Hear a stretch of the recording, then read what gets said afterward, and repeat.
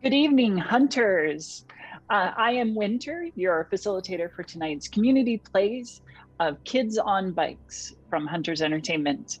I am, again, your host and facilitator, Ari Winter. You can find me at Gmistress Winter on Instagram. And let's go around the table and see who our players are today. Why don't we start with Adrian? Hi guys, I'm Adrian Bear, and you met me once here on the community plays for Alice is Missing, where I was with Anne and Sin, and that was devastatingly wonderful, and I loved every second of it. You can also find me on the Bear Pin here on Twitch as well. We play RPGs and such, and have a great time. And if anybody wants to check me out on the Twitters, you can follow me at the Adrian Bear, because Adrian Bear was somehow already taken, so I just claimed it by being the only one. I'm the Adrian. The one and only. Yeah. The one and only. All right, Sin. Hello. My name is Sin. You may have seen me here and there on this channel, usually on community plays, and other times lurking in the chat. Tonight, I'm really excited for tonight. Sorry, my words are being weird. Words are hard. They are. Fantastic. Thank you, Sin. And Di.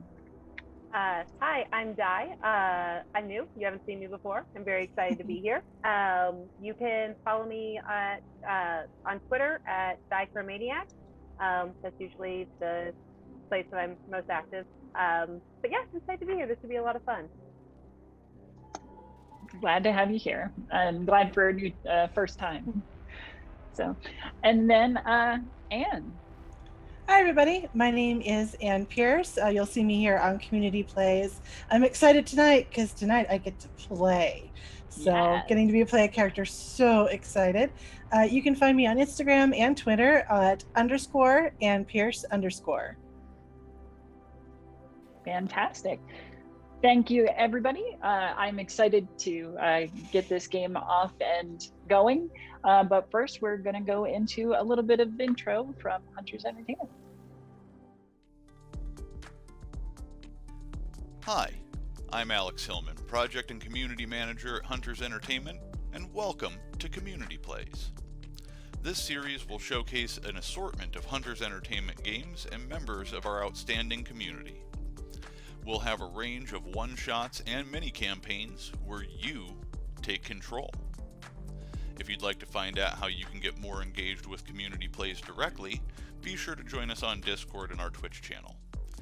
Our moderators in chat will provide you with all the information you need in order to get connected. But now, on to some games.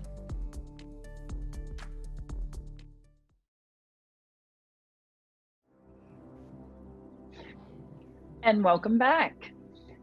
So tonight we are playing a scenario that I've written called Time to Go. For those who are not familiar with Kids on Bikes, it is a fantastic family-friendly game that is very simple to learn. The dice rolls are very simple, not a lot of mathematics, good for all ages. One of the things that is part and parcel to Kids on Bikes and other games from Hunters Entertainment are the lines and veils system. Essentially, this allows the players and facilitators the ability to kind of put away certain topics or types of questionable content so that it does not come up in the story and make anybody at the table uncomfortable. We have previously talked about the lines and veils. We have some in that are by default, lines being things that you will not see at all, and veils that things that will kind of happen off screen. So any kind of gore or mutilation or anything like that, if it comes up, it will definitely be off screen and not projected in any kind of descriptive way. There will be absolutely no sexual content. This is a family-friendly game, and so we don't want to engage in any of that. And then there has been a request as for a line in that any kind of discussion about reconciliation with parents, abusive parents, or excuses for that parent's behavior. So that is a line for tonight's game. In Time to Go, we are starting off in a tight-knit community called, it's a suburban, it's a suburban community called the cul-de-sac. It is a upscale part of the burbs, backs up to a golf course. It is the day before the 4th of July in the early 2000s. And with that set, let's talk about our characters. So let's go around. Di/Emma, why don't you tell us about yourself? Yeah, so Emma Vogel, she's 12. She's lived here on the cul-de-sac for her entire life. She has a younger sister who's about 5 that's usually hanging around, that Emma's usually in charge of, especially a lot more lately. And, Emma's 12, her sister's 5. She doesn't really want to be around the 5-year-old as much, wants to go out, do fun stuff. Emma is obsessed with ghosts and the Scary Stories to Tell in the Dark series. And so anything that cannot be immediately explained by something rational, it has to be ghosts. It's always ghosts. And what does she look like? She is probably just about 5 feet tall. She has long brown hair that's usually tied up into like a sloppy bun. She doesn't really care about fashion. She's usually wearing all black, kind of keeping to herself. Just very much that kind of a little bit of a loner weirdo. Okay, fantastic. All right, let's go to Emily Lynn. Emily is the youngest of 3 siblings. Her 2 older siblings are a pair of twins who are practically perfect in every way, according to her parents at least. She considers them overachievers and sort of a tryhard, and fiercely resents her parents trying to push her into being like them, essentially. So her method of rebelling is just not doing things or doing whatever she really has to do in the most efficient way as possible so she can go back to doing whatever else she was doing on her own time. So yeah, she is a bit of a slacker. How does that slacker nature express itself in terms of look? No fancy clothes, just like a favorite black canvas jacket, usually some just t-shirt and jeans underneath, t-shirt, jeans, sneakers. But she does have whatever in her bag there's an alarming amount of stuff in her bag. Like, you would swear one backpack should not be able to hold this much stuff, but as long as it gets the job done as quickly as possible, she's probably likely to have it. And she's about 5'2", dark hair. That's just kind of it looks like it was supposed to be like a nice almost pixie cut, but she's just kind of let it grow shaggy, doesn't really care about it. Perfect. Fantastic. Thank you. Ariel.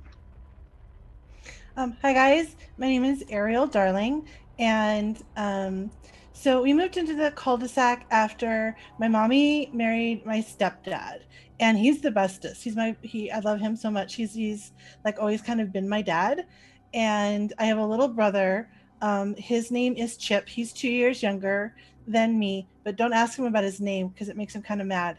And I'm kind of friends with everybody on the cul-de-sac, and everyone's pretty cool.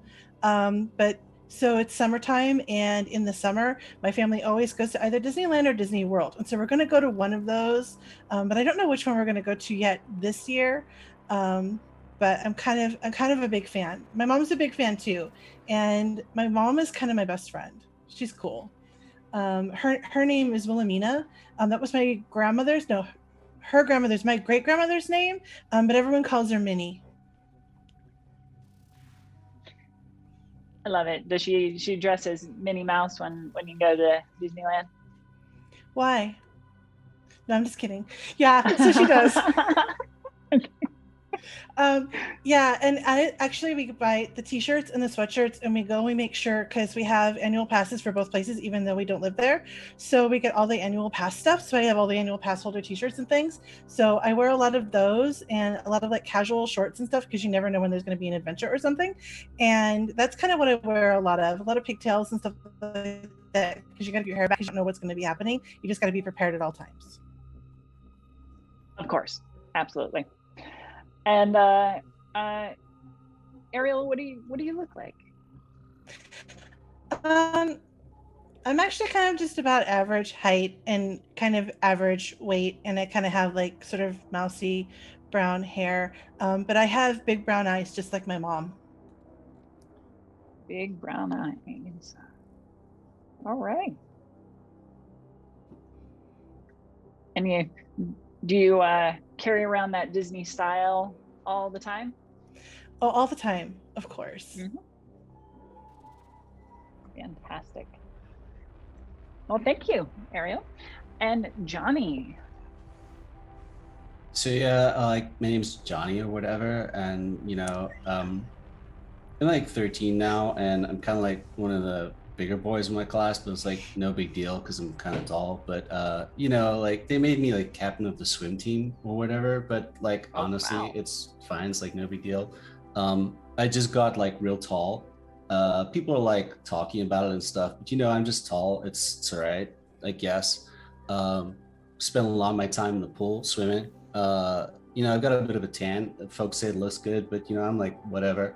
I like to wear, kind of like old school, like band t-shirts, like over these long shirts as well, because I don't know, I saw it in a magazine, I thought it looked cool or whatever, but it's no big deal really. I got like a big family, like lots of brothers, but folks might want to say they've done like more than me, but like I mean, we totally like dominated at nationals for the swim, like last week or whatever, or I don't know, summer's here now, so I guess maybe it was before then, but like I'm not a clock, I'm like I'm a swimmer. Sometimes I like to like hang out with like Emily. Sometimes, we would like to do this like babysitting stuff. It's no big deal. We kind of take care of the kids. But yeah, kind of like blonde hair, sort of blue eyes. Sometimes, like the skin on my face is like a little bit peeling and stuff because I spend so much time in the sun, but I don't got time for sunscreen. Like it's fine. It's no big deal. Yeah, it's whatever. Thank you very much. Fantastic. Now that we have our characters set, let's roll into some more about our neighborhood, the cul-de-sac, which is a name that our lovely players have come up with prior to the show. It is on the eve of the 4th of July, and there is a huge party being planned. Emma, what is that party called?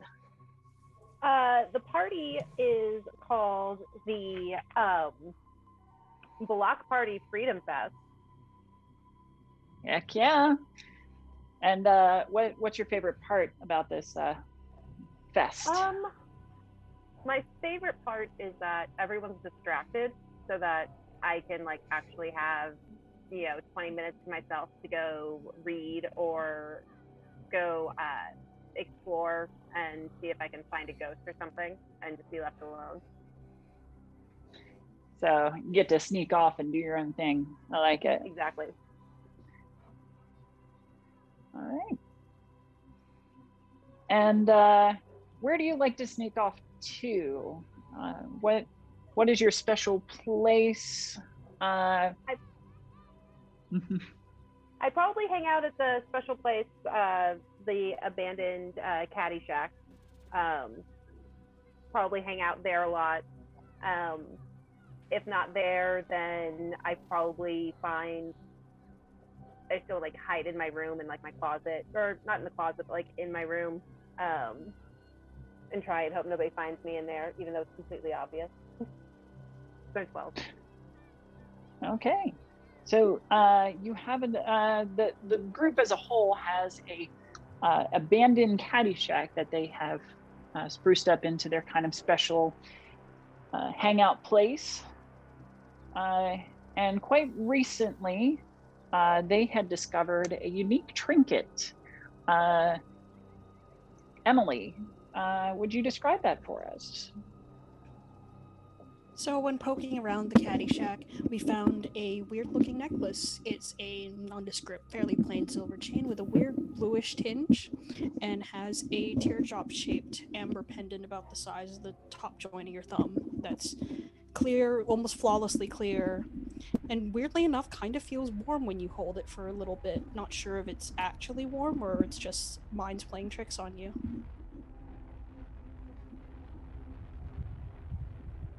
And this trinket, has it stayed with you, or has it changed hands? We've been kind of passing it around between us to see if we can figure out who owned it or owns it.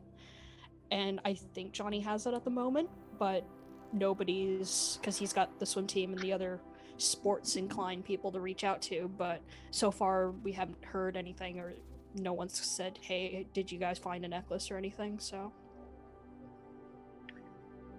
Fantastic. So that essentially sets up our setting and a little bit of our background. Let's get into some relationship questions, because we haven't explored these quite yet. Johnny, will you please roll for me a d6? That's a 1. That's a 1. Your relationship with Emily, is it positive or negative? I think it's like cool or whatever, you know. She like, you know, we hang out sometimes. It's like no big deal. Like maybe she's older than me, but like, you know, it's fine. I'll be in high school too sometime. It's cool. Mm-hmm. Okay.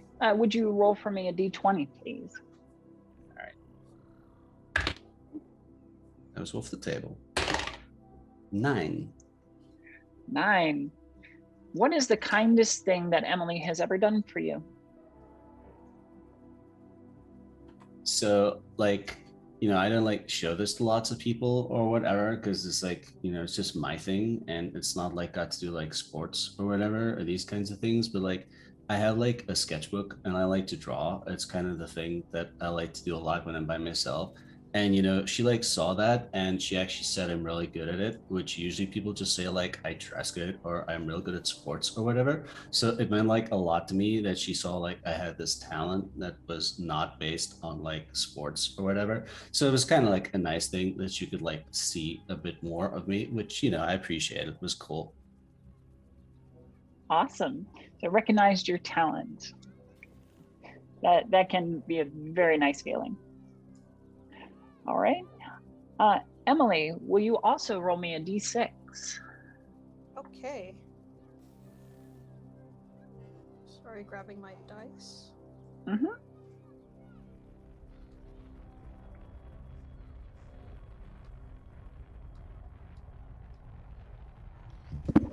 That is a 5.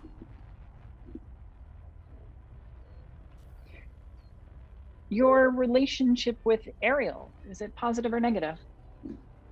I think it's mostly positive. Emily, I forgot to say this earlier, but Emily's about 14, and sometimes ends up going over to babysit, which is a little awkward with Ariel because the age gap isn't really much there, but good company. And her little brother at least is outnumbered with 2 people there to wrangle him.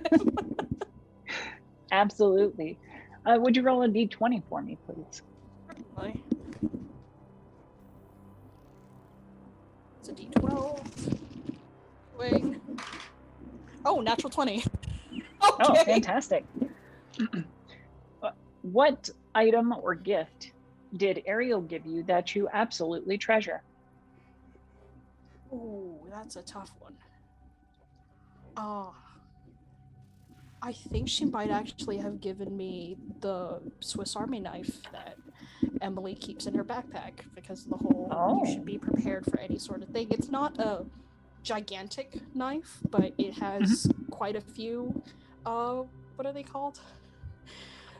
Tools? Functions? Yes, tools, thank you. It has quite a few of You're those. And Emily is quite pleased by this, mostly because her parents would never buy her something like that. Aw. No, that is very precious. That's very nice of her. Well, thank you. That takes us to Emma. Would you roll me a d6, please? D6. I also rolled a 1. Your relationship with Johnny, is it positive or negative?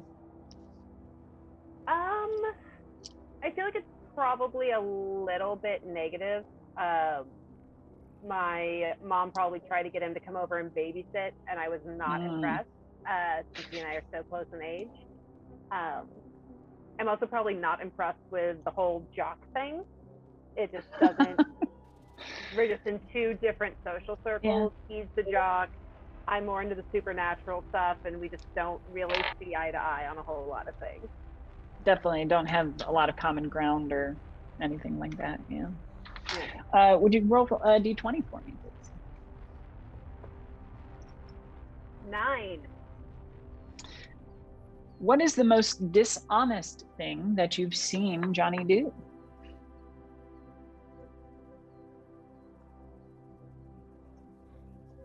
I had to go to one of the swim meets, and I thought I saw Johnny leap into the water early.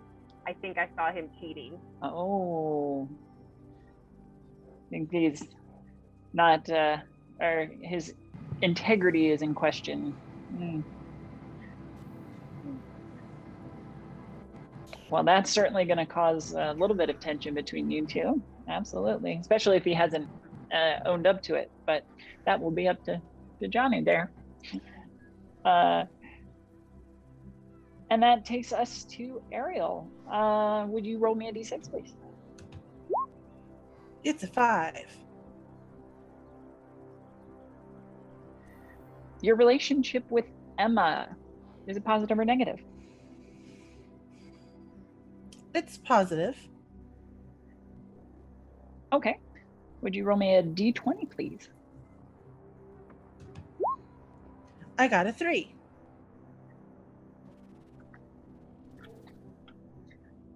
What great kindness did this character do for you that they don't even remember, but you do?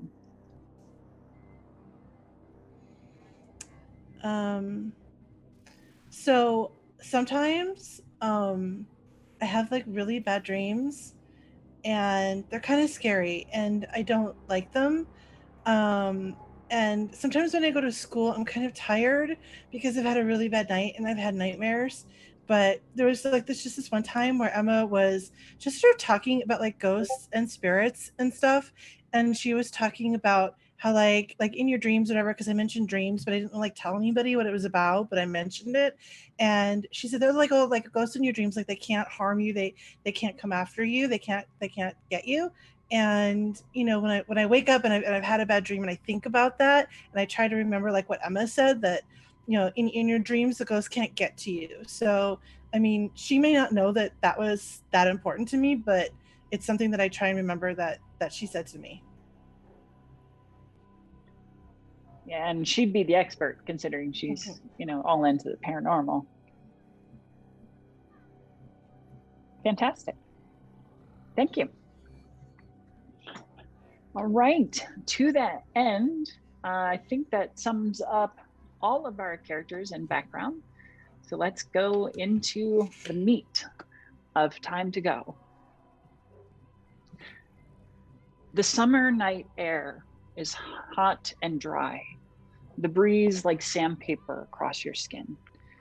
Its coarse touch grates across the nervous goosebumps that have sprouted over your arms and legs. You grip the flashlight tightly in your now sweaty hands, holding on to its heavy weight as if it were your only lifeline. The beam sweeps up across the faces of all four of you, or the other three of your friends who are standing there, and they all stare at you expectantly. You know what they're waiting for, but that courage is as intangible as the shadows that loom across the grass under your feet. A gulp tugs at your throat and you taste fear. It's a rotten egg that settles in the pit of your stomach as you turn toward the large communal storage shed that borders the cul-de-sac. And it looms and towers over you. The door is dry rotted, but locked fast by a large padlock. The key in your hand glints in the dull illumination of your flashlight. You watch as your hand extends and the key slides into the lock. Dread jolts through you as the lock pops open with a click. Something terrible waits behind the door, something that you're afraid to face. But there's no stopping it. You wrap your fingers around the door handle, steel yourself, and pull. This nightmare of yours continues with each of you individually pulling open the door. Johnny, you pull open the door and you are surrounded by people that just populate in an instant. Family, friends, and not a single one of them looks your way. You try to talk to them. They act as if you don't exist. None of them interact with you whatsoever. Emily, when you pull open the door, out of the darkness emerges your parents, chiding and demeaning in their usual way, but it's an extreme, accusing you of being lazy and not working hard enough, and your older siblings are so much better than you. Emma, you open the door and feel a force suck you in, and you can feel the space just envelop you and close off, surrounding you and tight. Air is cut off and there is no way out. Ariel, you open the door and at first there's just darkness. But that darkness begins to creep forward and the shadow, the shape of a person kind of emerges from the dark.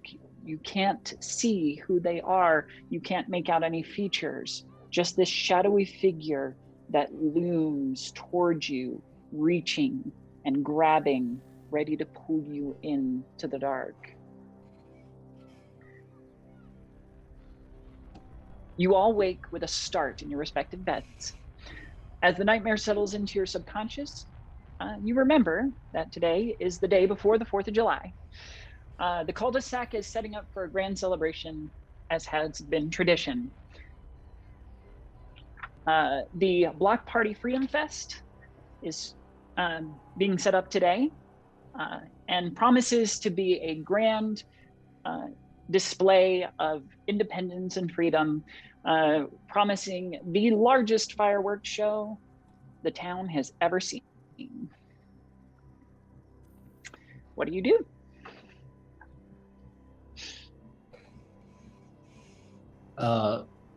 So that dream was like weird or whatever. It made me feel like real bad. So like the first thing that I do is I'm gonna look at my phone and kind of like, see if anyone is on like Facebook or anyone has like friended me or liked my posts lately. And if not, I'm gonna just say like I might be at the party tonight at the block on the cul-de-sac or whatever, but it's probably gonna be lame, but whatever, I'm gonna go.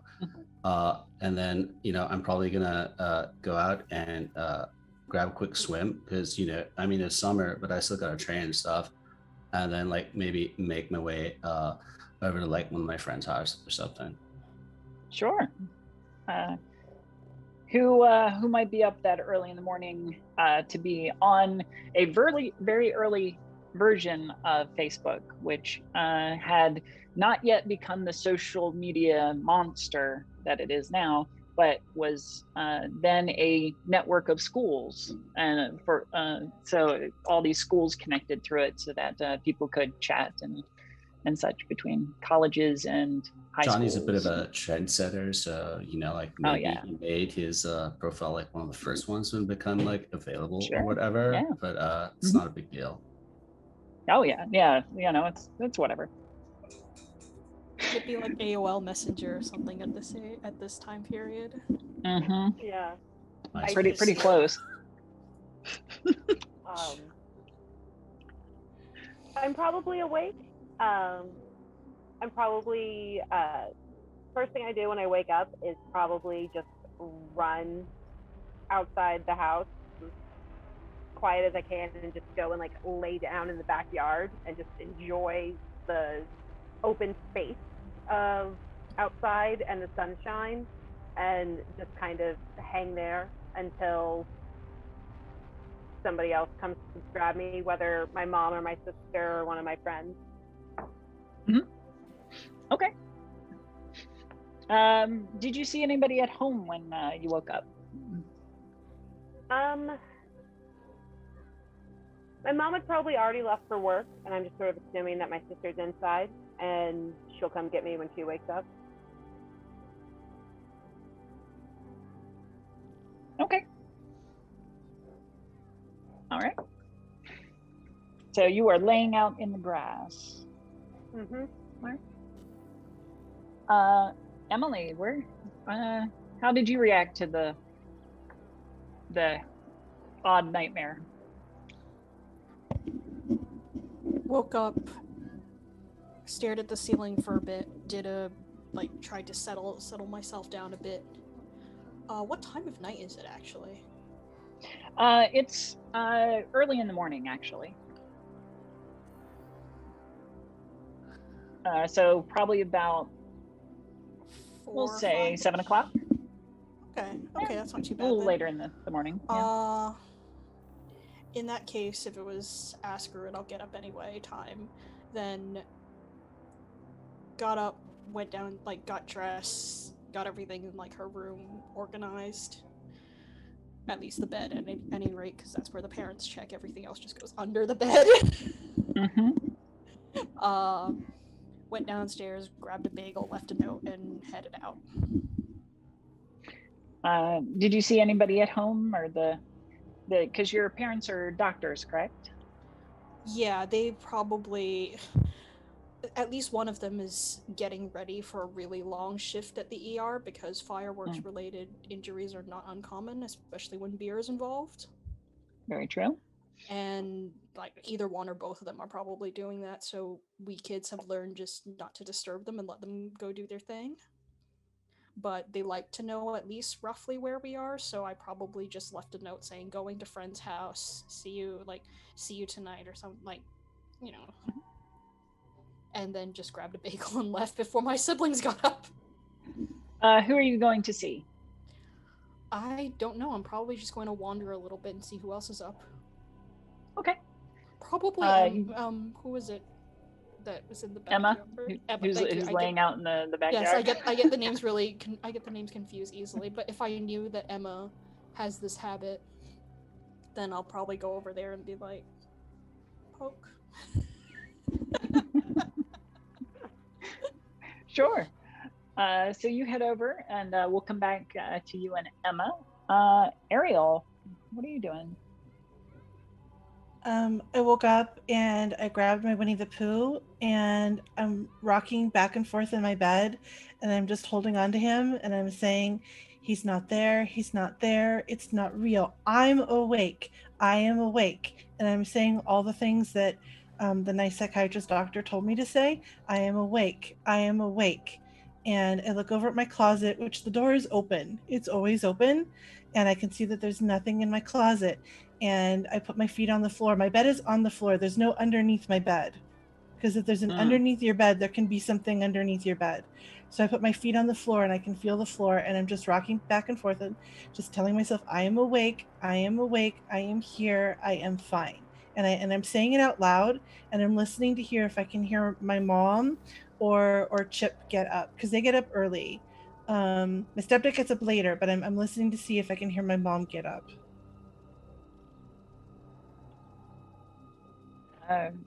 Do you? I'll pose that question. Yeah, I think after a little bit, I do hear her get up because Chip gets up, and when he's up, he's like, pew, right? So she's got to go right after him. So I hear her running around the hallway trying to get him to, change his clothes and wash his face and do all those morning things that little boys don't think are very important. After probably a good 10-15 minutes, you actually don't hear the quick pitter patter of little Chip, and in fact your mom kind of knocks on the door. Ariel, love, can I come in? She opens up the door. Hey sweetie, are you okay?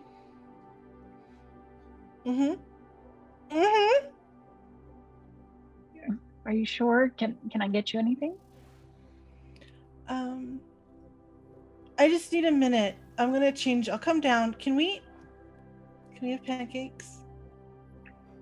Of course, absolutely. Okay. Yeah, I'll be right down. Okay. And she gently closes the door. I'm going to peek out the window because I know that Emma's backyard faces my backyard, or I can see it across the way, and I want to see if she's out there. In fact, she is, and you watch as Emily approaches Emma.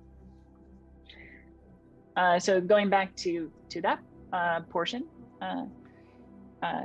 Emma, a shadow casts over you as Emily stands over you.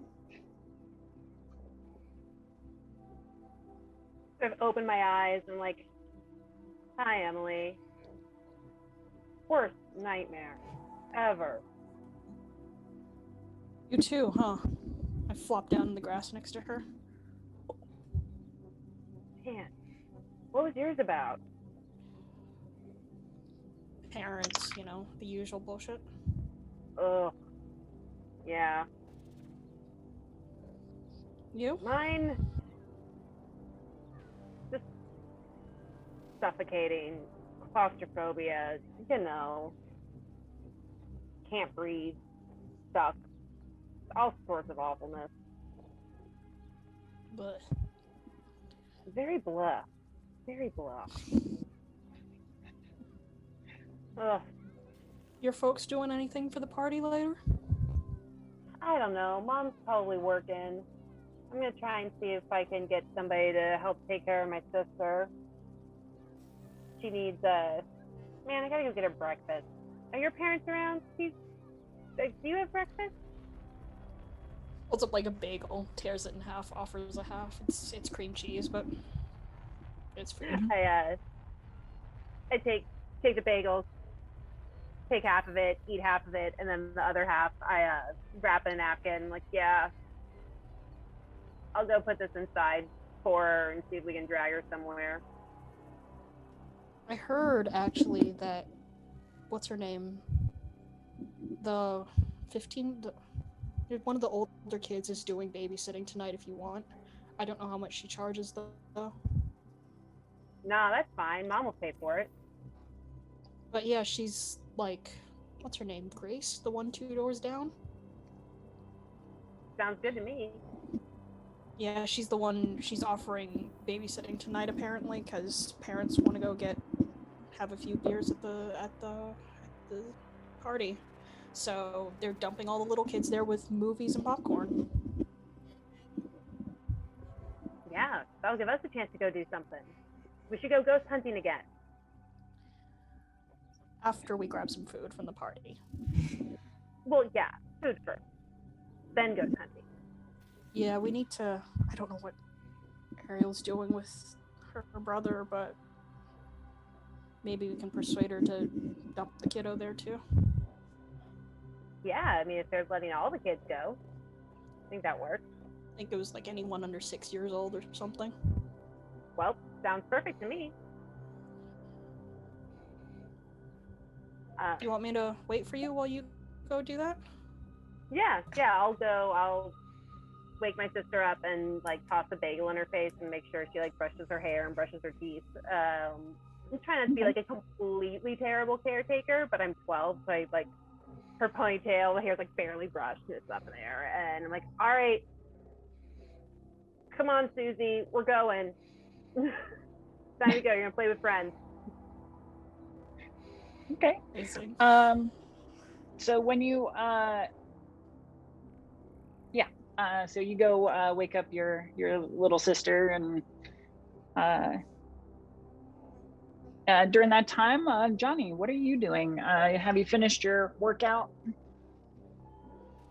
Yeah, I like totally finished doing a couple of laps. You know, it was like maybe like 20 or whatever, but it was fine. Mhm. So I've kind of like come back on my bike now, and I was thinking of maybe like stopping by Emma's house because like I found like this old like Game Boy cartridge that I thought maybe would be a cool game for like her brother to have or whatever, and I don't use it anymore because like I'm 13, like I don't need to play big games like that anymore. But I thought maybe her brother would have it, so I was just gonna like knock on Emma's house and just see if like her mom would open the door or whatever. Knocking on the door. Who answers it, Emma? Knocking on the door. Sorry, I had my people wrong. I meant Ariel, not Emma. Oh, Yeah, Ariel. Ariel. Okay. Ariel's Yeah. house. Yeah, I was because like, specifically. I'm not at home anymore. Yeah, I was thinking about Chip, giving the Yeah. cartridge to Chip. So I made Ariel. Sorry. Okay. You knock on the door, and Miss Darling, Mrs. Darling opens the door. Oh, hi, Johnny. What can I do for you? Morning, Miss Darling. So like I have this old like Game Boy cartridge, and I was thinking like, you know, I don't know if like Chip is got stuff to do tonight during the party or whatever, but I thought like maybe he could have it because it might be fun to play it. And I know like he just got one, and like, you know, Ariel got one for like Christmas last year. So as I thought maybe like they could, you know, have it or whatever. And I was thinking, like, you know, if Ariel's around, like maybe we could like go see what our friends are up to. But if not, it's no big deal. It's cool. I will go get her. Chip's out with Robert today, so they'll be That's back cool. later for the party. I'll just like leave it with you or whatever, if that's okay, Mrs. Darling, because like I don't need it. He hands like a little Game Boy. I can't remember which edition was out in the 2000s. It's been so freaking long ago. But this will be some color, I think. Yeah. Game Boy So this will Advances, be the colors. yeah. like- So this will be yeah. like the latest Super Mario, I guess. That's on the Game Alright. Boy. I'm sure he would be very appreciative, and you know, it would keep him distracted tonight. I mean, I got like a pretty high score, but you know, he can try. So it's That is very nice of you. I'll go get Ariel, and she will do so. Ariel, did you want to come out for the day? Yeah, I put on a t-shirt from some America Fest thing that we went to at Walt Disney World. It's got fireworks and stuff on it. And a pair of shorts that's very red, white, and blue. Like I'm ready for the holiday. And I come bounding down the stairs. Fantastic. So you get to meet Johnny up at the front door. Johnny, hey. So like you want to go like see what the others are up to or whatever, because like I mean I was just like out of the pool and I'm like finished now, but I got my bike or whatever, and I thought like I'm a little bit bored too, so like I gave a game to like your brother, but you can play it too. It's like no big deal. I'm just frozen in space just for a moment. Do you want a Mickey waffle? I think I'm not supposed to be like eating carbs and stuff right now. It's like this new thing that they spoke about. I don't really know, but like Coach said, like over the summer, I can't go too crazy. But I figured like I'm probably gonna have like 5 or 6 burgers a night, because that's not like carbs or whatever, right? That's like a burger. It's like Orange juice? Yeah, that sounds dope. Mom? Yes, Mom? honey. Do we have any orange juice? I think we have a little left. Okay, yeah, come on in if you want, or whatever. Yeah, I guess. Okay. So, Johnny, you join Ariel and Mrs. Darling in the kitchen.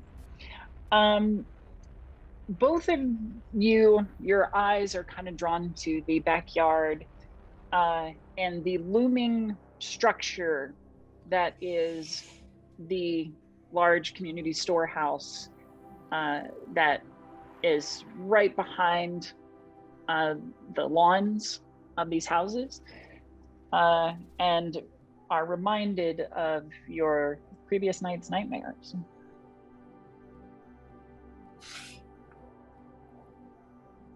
So like, I mean, yeah. Oh, it's just you haven't touched your orange juice. You're just kind of staring outside, and I was just wondering if you don't like orange juice.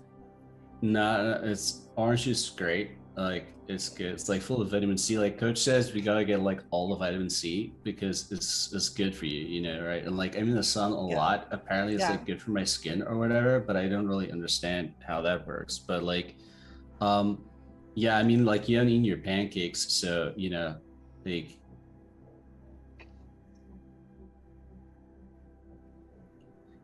Are you okay or whatever? Like, I mean, yeah, sure. So like I was looking at that place there like last night. I had these bad dreams, so I just got up like real early this morning so I could go for a swim. But like, you what? Like a swim, it's like when you get in the water. Like I do it like every morning. It's like no big deal. Before that, you said what? Like vitamin C is like good for your skin, they say, or but, you're talking about like the nightmare. Oh yeah. Yeah, I just like didn't sleep well, had like bad dreams and stuff, and like that shed was in there, which is like weird because I've got no need to go in there, like what do I need in the shed? I am completely as white as a sheet, like panic sweat. Mm-hmm. What was your nightmare about? Like nothing important. Like I don't even remember. It just doesn't feel good. Yeah, like sometimes you can't remember everything, right? Like. Yeah, totally. It's like unimportant. Like it's just a nightmare. It's not true. Like people know I'm around or whatever. Huh? Yeah. So like you gonna eat your pancakes or? Right, yeah, I think I've lost my appetite. Oh, that's sad. We're gonna jump back over to Emily and Emma. What are you guys doing now that you've gotten the sister up? Emily or Emma? Yeah, probably meet back up with Emily and think, we should. Where do you want to go look for ghosts today? We need to find a good creepy spot. I mean, there's plenty of them in this place. That shouldn't be an issue. Where did we go last time? I'm trying to. We've already We didn't explored see our anything clubhouse. last time. I know. I'm wondering if there was an issue with our equipment.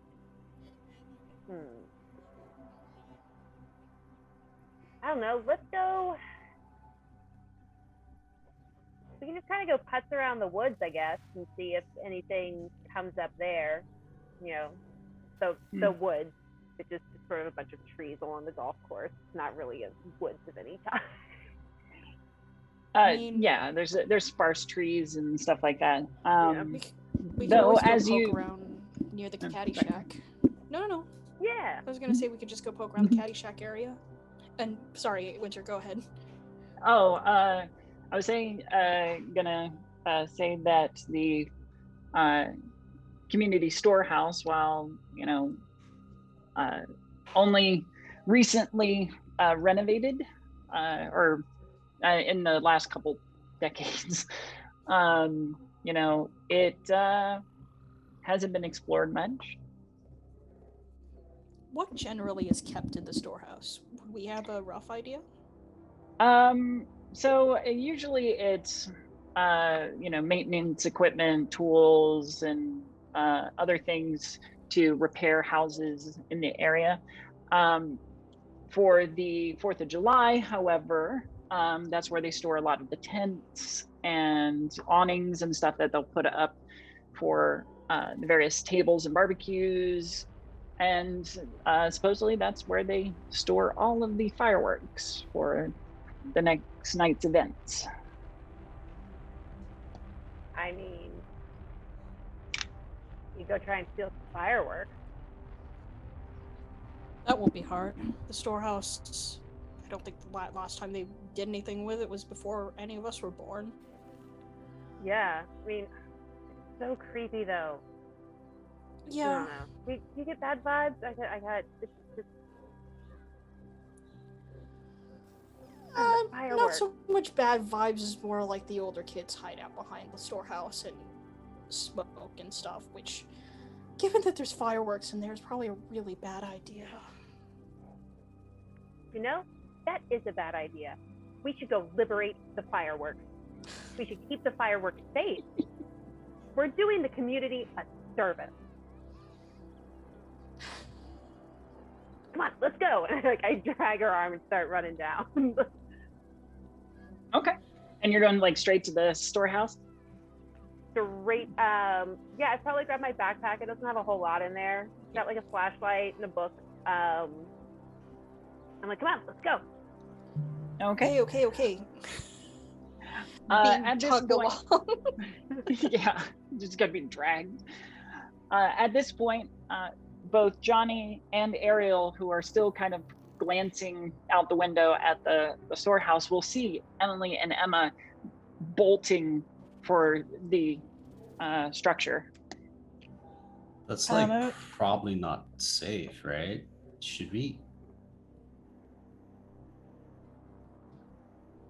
Like, I mean, I'm sure it's fine. Like, I see our friends. Should we like go say hi?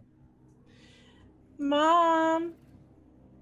As I Yes? jump off the stool and I grab my backpack and I put it on. Mom, I'm going to go face my fears. I'll be back before the fireworks start. All right, dear. Have a magical day. You too, Mom. And I grab Johnny by the arm and I drag him out the door. Your mom's pretty cool or whatever. She's not like Joyce, I think like Buffy's mom's a bit cooler, but like she's pretty dope, she makes like nice pancakes. Are you saying that I'm like Buffy? No, I'm saying like Joyce is a cool mom, but your mom's pretty cool too. Okay, no, I get that. So you think like, I mean, yeah, nothing bad will ever happen to Joyce. This is just Adrian crying internally. 1 year from this event. Poor Joyce. Anyway. I start with absolute abandon and no regard for, anyone's secrecy or sleep patterns. I just start screaming, Emma! Emma! Across the grass as I'm running. Emma, you just hear this like tiny but shrill voice screaming your name from across the yards.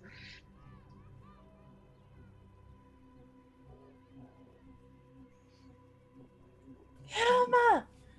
Emma! Emily! Just And I stop and I turn, I'm like, come on, hurry up. Like, I'm kind of annoyed to see Johnny there, but it's like, all right, fine. The whole, come on, let's go. It's an adventure. I turned around and waved Johnny to hurry up as if she was telling him to hurry up, not me. Like, come on! Johnny will speed up a bit, but in a cool way. Oh, yeah, of course. Speed walking, but nonchalantly. Stop with like Yeah, the he's a backpack swagger, over the one like- shoulder. Yeah, one-shouldered. eyes. Yeah. Mhm. It's the power swagger, He's absolutely sweating bullets with the long sleeve shirt, with the short sleeve shirt over it, but he doesn't care. It's fine.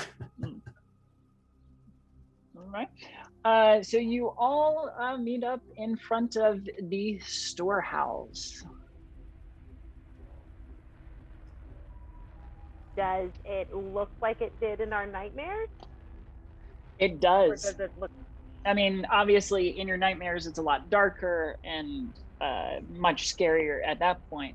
During the day, it is definitely an older, kind of leftover from when this area was rural. And then before they paved over the fields with golf courses and fancy suburban homes, they had farms out here, and this was one of the last remnants of that time. And it has been converted into just a community storehouse for maintenance. And you see some like golf carts that are loitering, waiting to be repaired out one side and stuff like that. I start panic breathing a little bit. Did you guys, I look at Johnny, have bad dreams too? Why? Emily So- giving us a very suspicious look. So that's a yes, right? Okay. Did you have one recently? Maybe it was like the ghost trying to talk to us and tell us that we need to be here. That's Maybe not we the were- feeling I got. Nope. I mean, the ghost wouldn't hurt us. It's just a dream. There's got to be.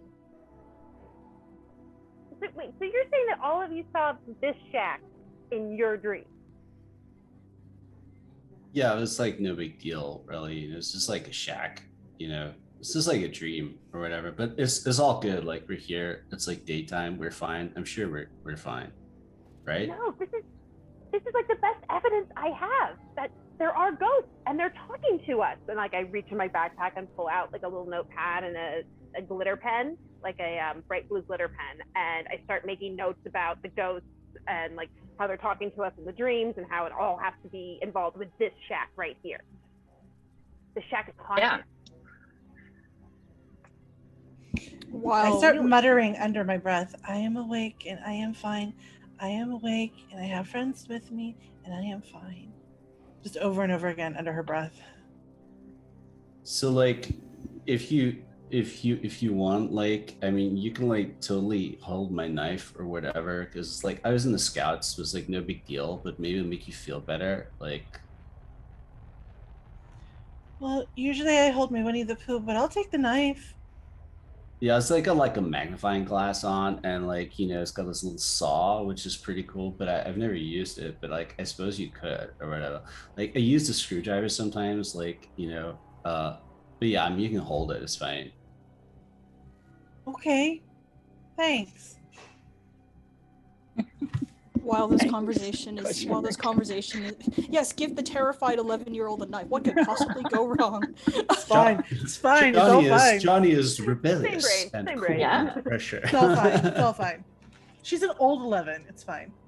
Mhm. Yeah. While this conversation is happening, Emily's going to go poke around a little bit, at least around the external sides of the building, and see if that Mhm. loose board is still there. It is.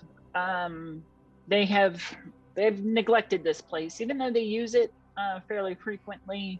It is in desperate need of refurbishment again. Okay. And maybe going from like wood to some other kind of paneling.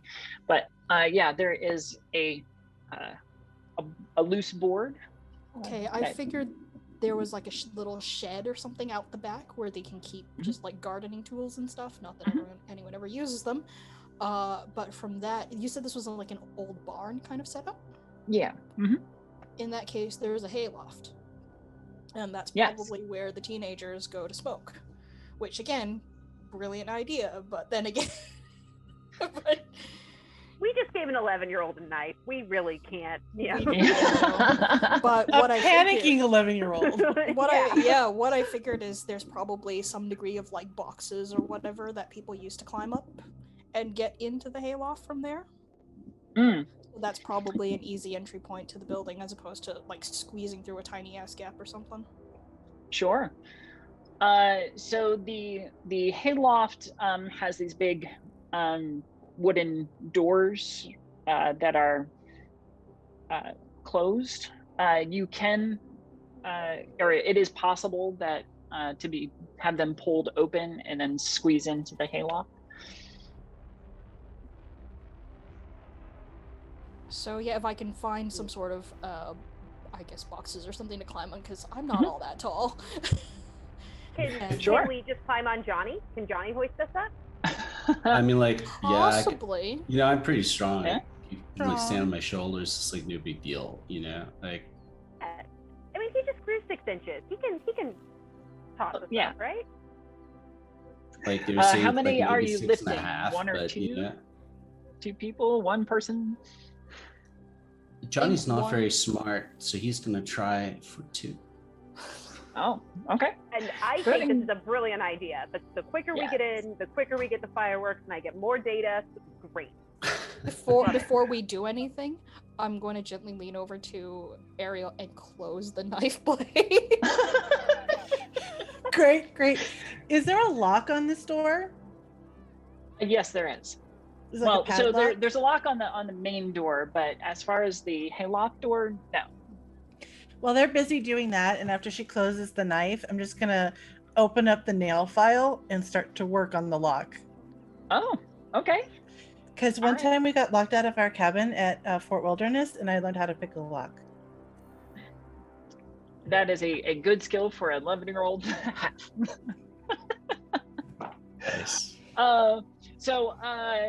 Johnny, if you will give me a brawn roll to Okay. lift the 2 friends up on your shoulders, and then Just Ariel, a mechanics question here. So brawn is my Yes. D20. Does that mean I get any bumps to that or anything like that as well, or is it just a if straight you- D20 roll?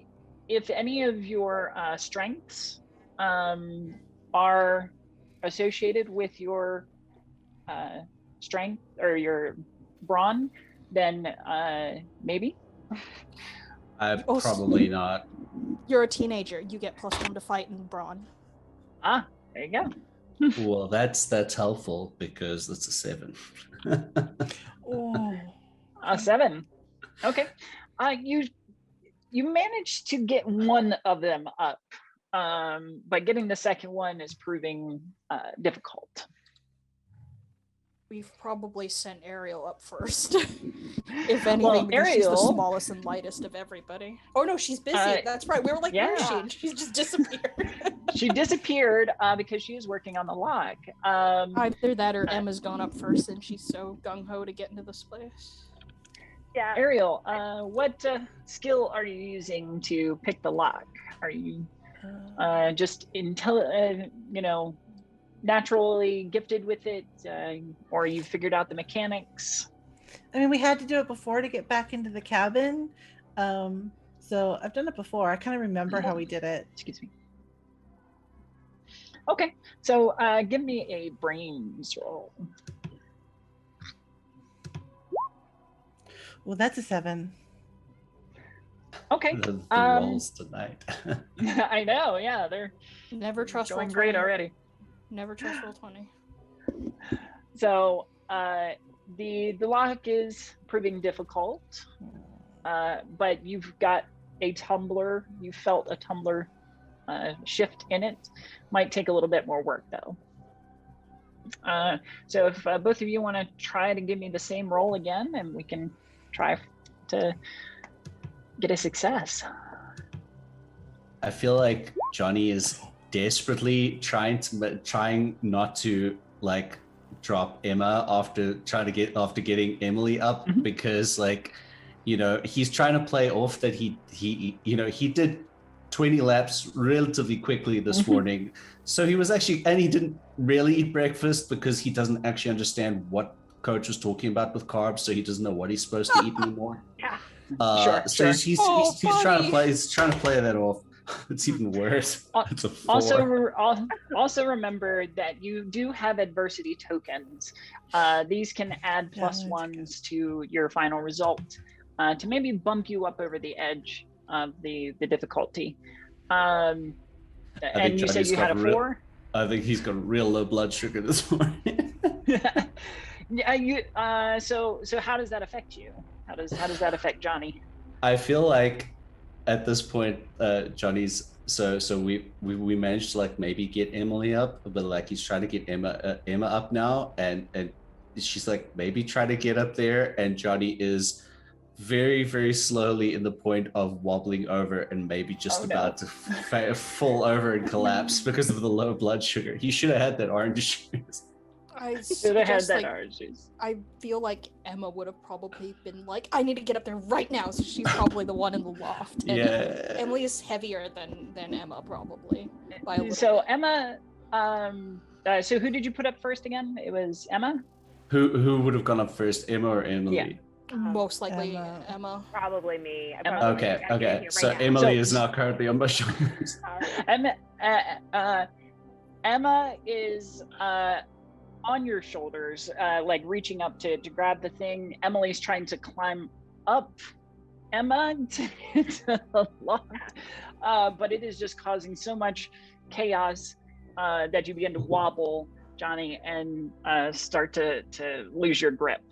However, at the same time, with Ariel's magnificent roll over there, mastering the newer lock a lot faster, the lock pops open with a click. Hey guys, I got it open. Oh no, I got it open. Johnny's picking himself up off the ground. I'm sorry. I opened it for you. You guys go ahead. Thank you. Hey, come on. It's gonna be okay. There's nothing in here can hurt us. And Does anybody have It's like alright. a cookie We'll be or fine. something? I think I need to eat some food. I was just about to say, Emily, seeing Johnny, like, we've done this routine before. Just digs out a granola bar, stuffs it in his hand, like, here. Like, these aren't carbs, right? As he's eating, as he's like halfway through it, like. Wait, carbs? Oh yeah. It's fine. It's fine. Don't worry about it. I'll tell you about Yeah. it. I'll explain it to you later. It's not carbs. Don't worry. So the lock is open. Who's going through the door? I am first through the door. I've tried to All right. comfort Ariel a little bit, but I am into the door. All right, give me a brawn. Okay.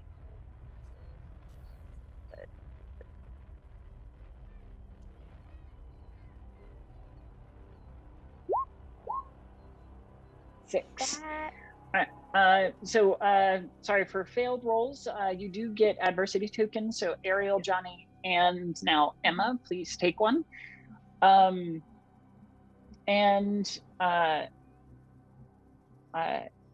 when you tug on the door, it starts to come open, but then pulls forward again, like there's a vacuum behind it, and it's pulled the door shut again, just because you didn't have enough strength to release the pressure.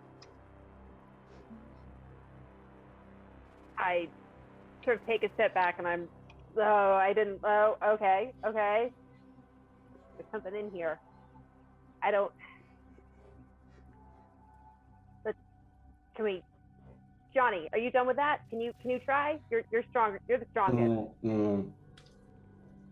Yeah. Okay. Something I'm wants good. to be Okay. free. Good. I'm good. All right. I'll try. So what should I roll for that? Go ahead and give me a brawn. Would cool under pressure factor into this? Well, Because if she was you saying can there's justify some- it, sure. Because Emily was saying like there's something in there that needs to get out. So Johnny feels like this is a little bit of a stressful situation, but he can handle it. He let people fall, but he's eaten some food. He's collected now. He can handle it. Okay. So for cool under pressure, what that allows you to do is spend an adversity token to take half of your dice's value instead of rolling on a snap decision.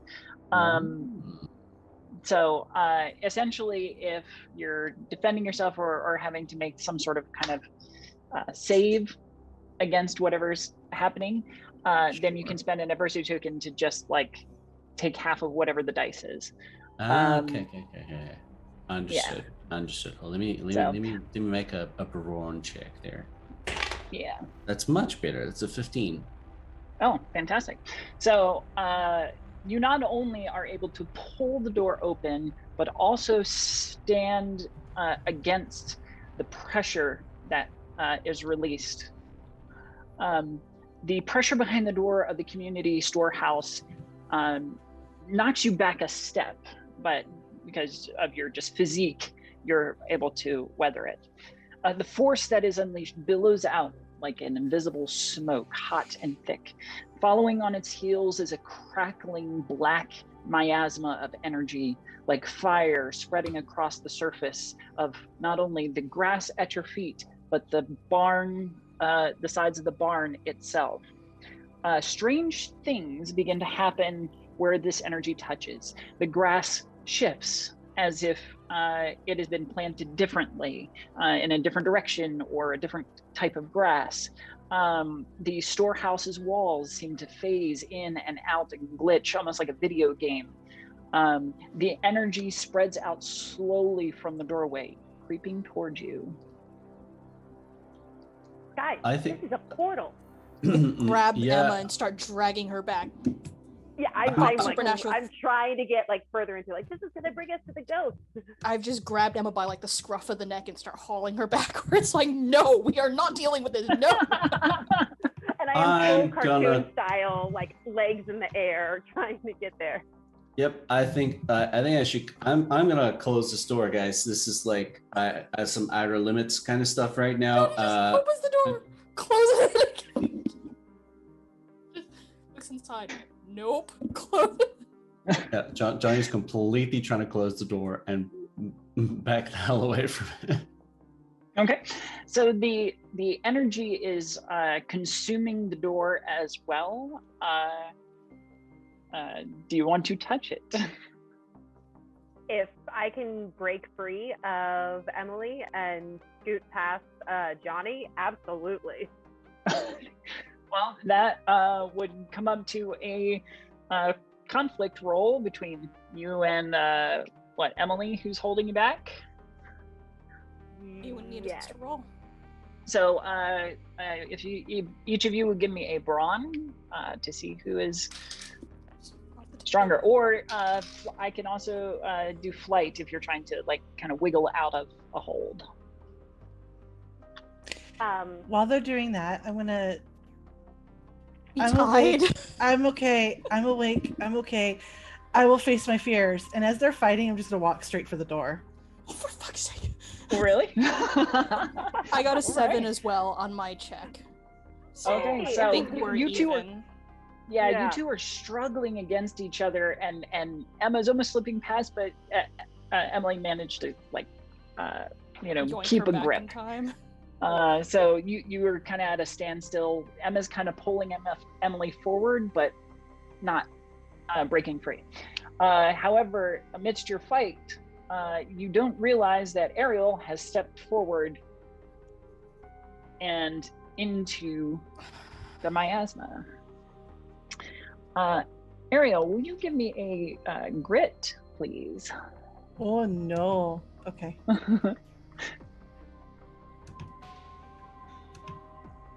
That's a 5. All right, take an adversity token, and I will let you narrate kind of what kind of effect this experience has on you.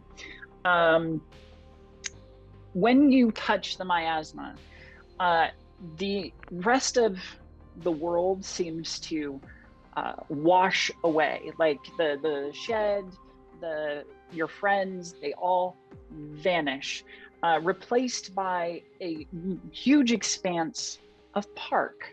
There are running trails, there are trees, and where the shed was is this large stone monument.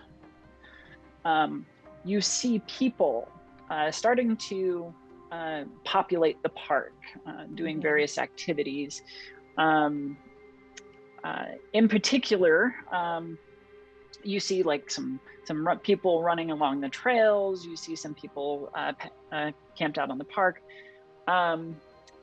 One person in particular captures your attention, and a much more mature woman of mousy brown hair and big brown eyes is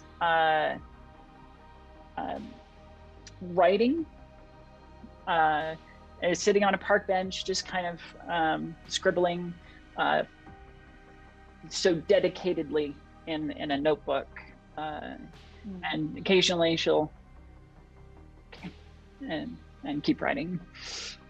Now this all happens in just an instant before your world comes flooding back, and you are almost ejected back into the arms of your friends who are waiting back on the other side.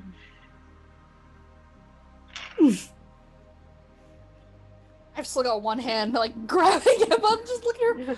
What on earth are you thinking? Don't. It's okay. It's okay. He wasn't there. He wasn't there. I faced my fear, and it was okay. And I think my aunt was there. What did you see? What? What was it? Was it the other side? Was it the afterlife? Oh God, I don't know. I poke I her don't in know. the It was a shoulder with park. finger. I poke her in the shoulder. It doesn't go through. Okay, she's not dead. Ow! Johnny No. is still Yeah. halfway towards closing the door, halfway looking at everyone because Shut the bloody door! He's self-centered, so he wants to protect himself, but he's also very insecure, so he doesn't actually know what these people around him want him to do or if he should preserve himself right now. So he's like, he's kind of frozen, but then Emily's saying shut the door. He's going to try and touch where the thing is to try shut the door, but I imagine it still has the miasma there, but somebody told him what to do, so the insecurity is going to kick in, so he's going to try and reach out. do you want to try and close the door without touching miasma, or do you want to? He's gonna try without touching if it's possible. All right, give me a flight. All right, not a bad dice. Oh, and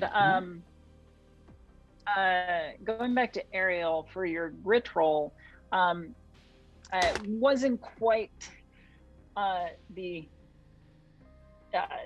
great experience. So how did it affect Ariel physically? Like,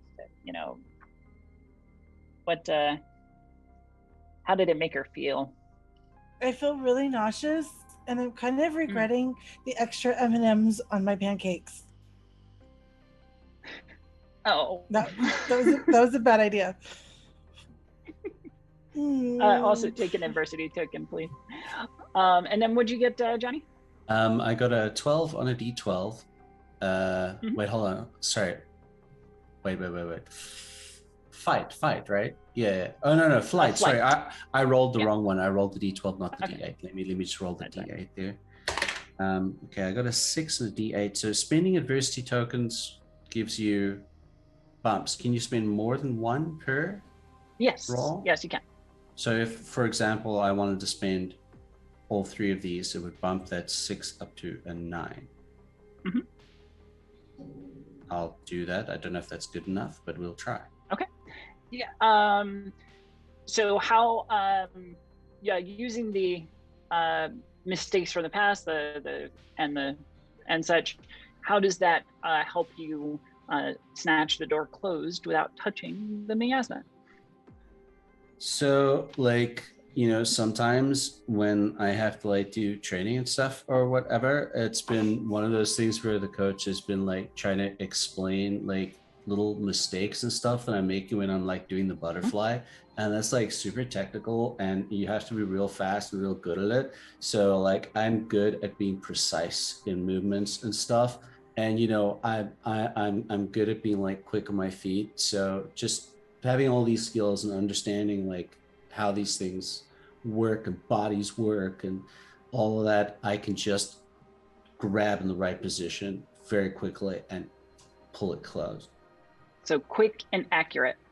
Yeah. Fantastic. So you like a viper, you whip out and snatch the handle and close the door.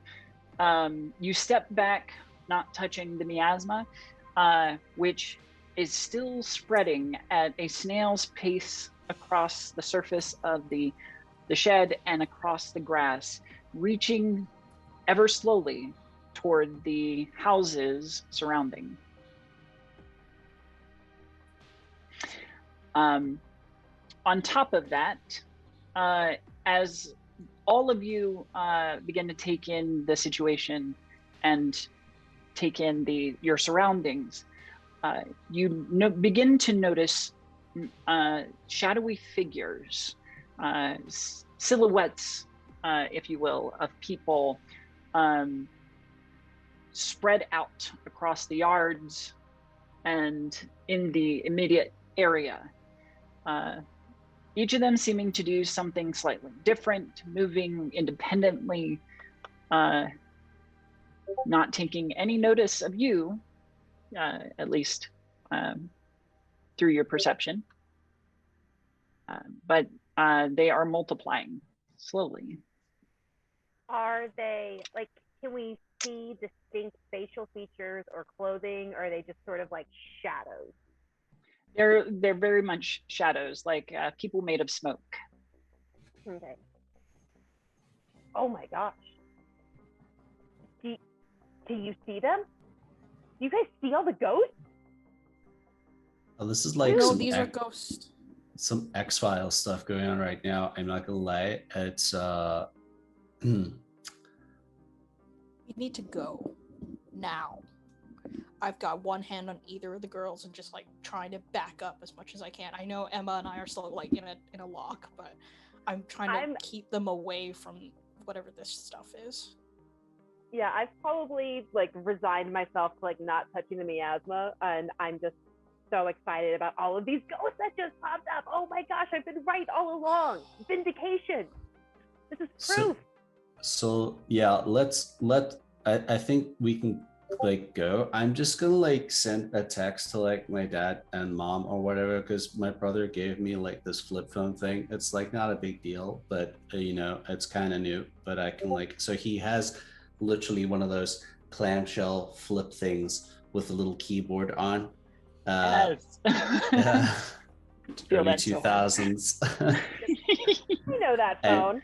And he is he's texting his mom and his dad that something weird is going on with the storage shed. Don't know how to explain it, but like call the sheriff maybe, whatever.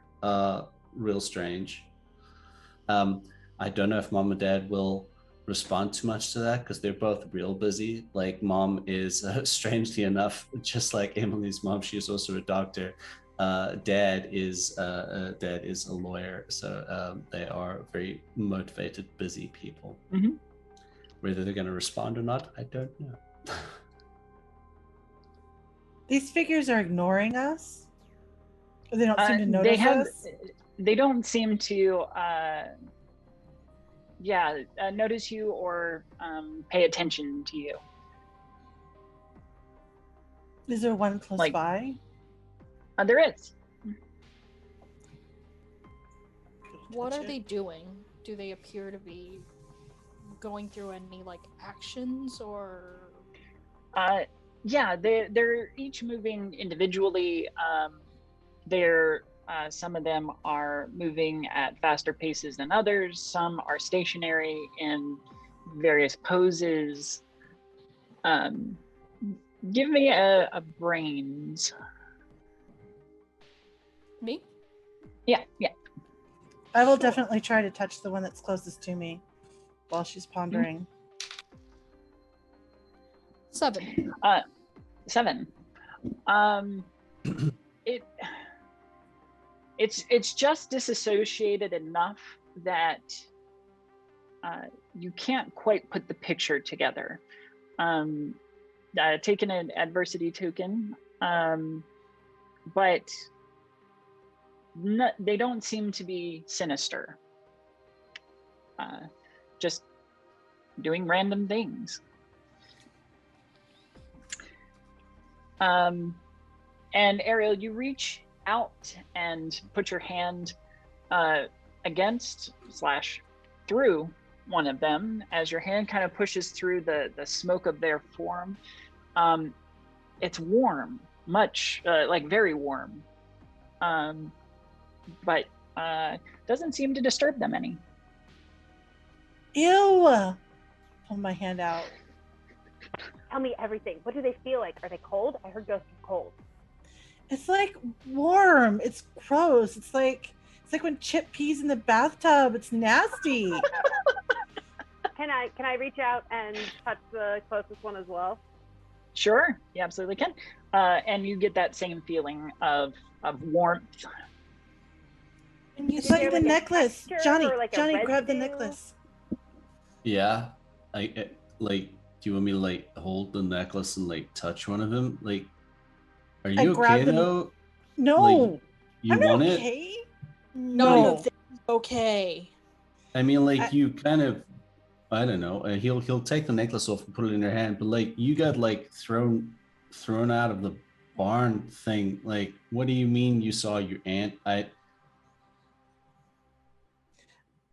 Is the amber warm in my hand? It is. It's warm like that, and I hand it back to him.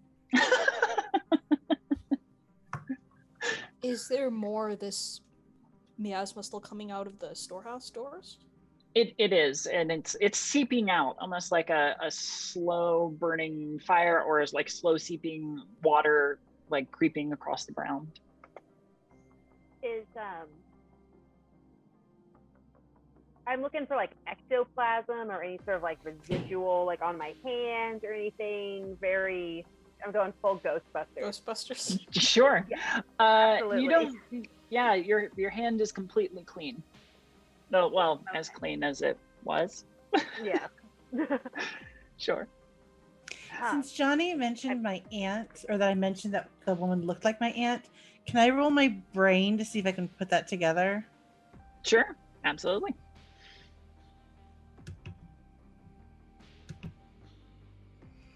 I don't know. I'm a little grossed out. How many adversity tokens do I have? 1, 2, 3. I'm going to spend my 4 adversity tokens. Oh, wow. Okay. Yeah. So 7, 8, So, that's so what 11. were you trying to put together? If it was really my aunt, or why did she look like my mom? Because it kind of looked like me. Because I look a lot like my mom. So who was it? Was it you? Were they wearing Disney swag?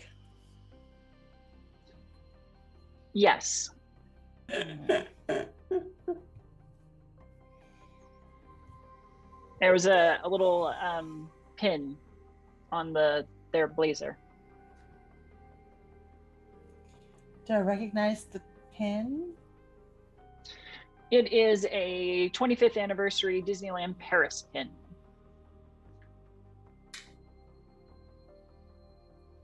Have I been to Disneyland Paris? I don't know. Well, it could be that a family member who knows your love of Disney has went on a trip and brought you back a particular gift. You guys, I don't know for sure what I saw. Like, it looked like my aunt because my aunt looks like my mom, but I look like my mom, but it kind of looked like my mom, but it kind of looked like me though. Okay, but like they're not trying to hurt you, and you're okay, and it looked like you, and this is like people, and no, I'm still confused. I don't know. I think I should have eaten breakfast. I mean, that granola bar is great. Thank you, Emily, but I gotta, I gotta be on top of this. No, I don't know. Did their clothes look funny to me?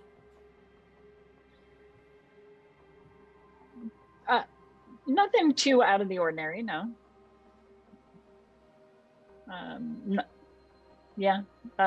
Looked adult, like what adults wear. Right, adults are weird. How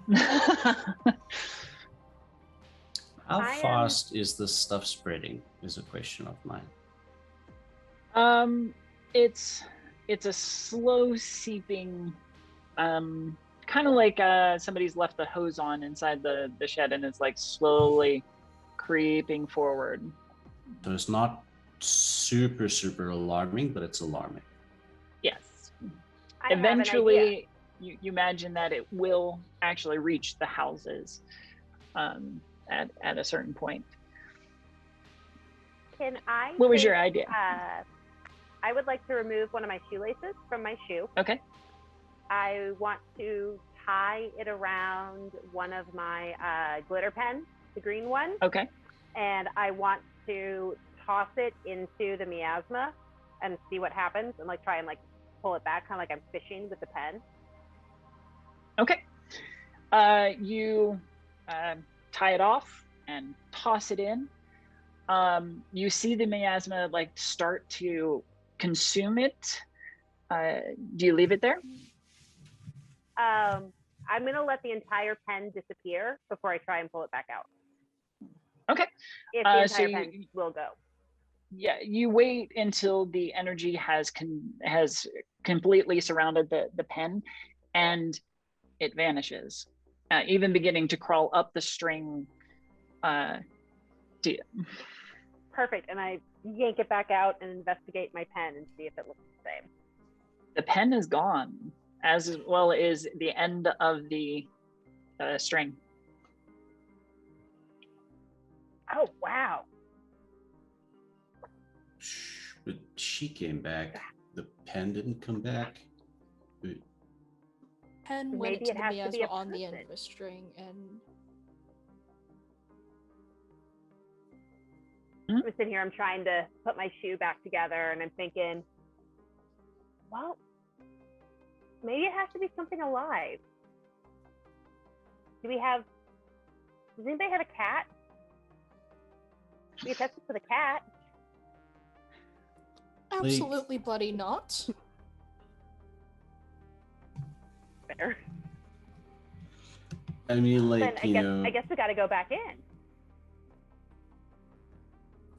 Johnny is gonna sit down for a second, and he's digging in his backpack, and he's pulling out his sketchbook with his sort of nice, expensive like charcoal pencils and stuff like that. And he's starting to do a little bit of a sketch of what they've seen so far, and like a little bit of sketch of the experiment that Emma just did. And he is gonna find some rocks and just put the pages down on the ground,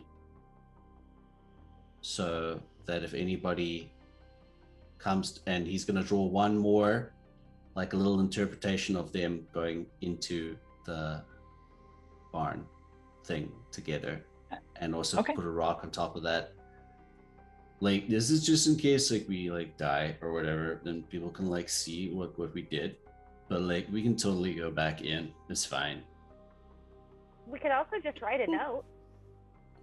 Yeah, but like then people can see this and they'll know like I did it. So like people say like you make a lot of money like after you're dead if you're like an artist or whatever, like your name gets out there. So like maybe I'm not saying like we're gonna die, right?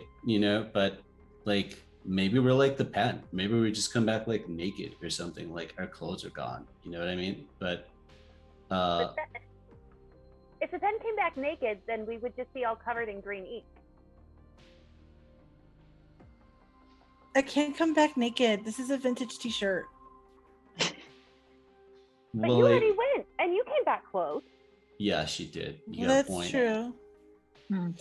I have a glass jar in my backpack that I was saving for hunting lightning bugs, but I take the glass jar out of my backpack and I hand it to Emma. Maybe you can catch some of it in this.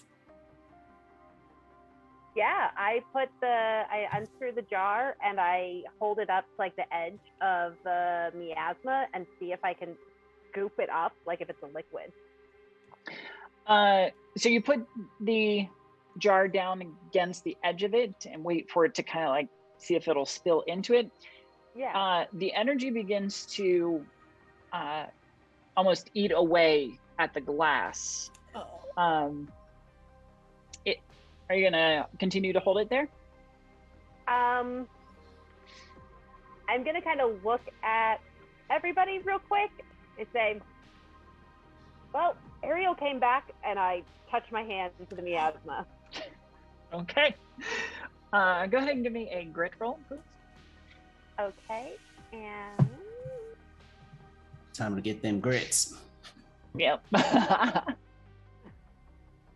I do not get any bonuses. I don't think I get any bonuses to my grit, so. Oh, wow. Yeah. Using Ariel's experience, you are able to prepare yourself enough for the sudden jolt, as again your world washes away. You're in that park that I previously described, with the stone monument replacing where the shed was. People out on the lawns and running on the tracks, and glancing around at the people, you notice a cadre of individuals, a group of them who are just kind of like wandering through the park, and they are wearing flight suits, and they've got various patches on the arms and chest, with names and stuff that you can't quite make out, except that you think you make out a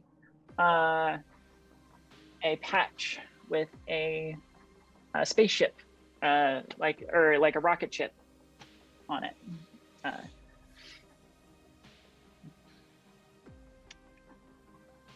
Can I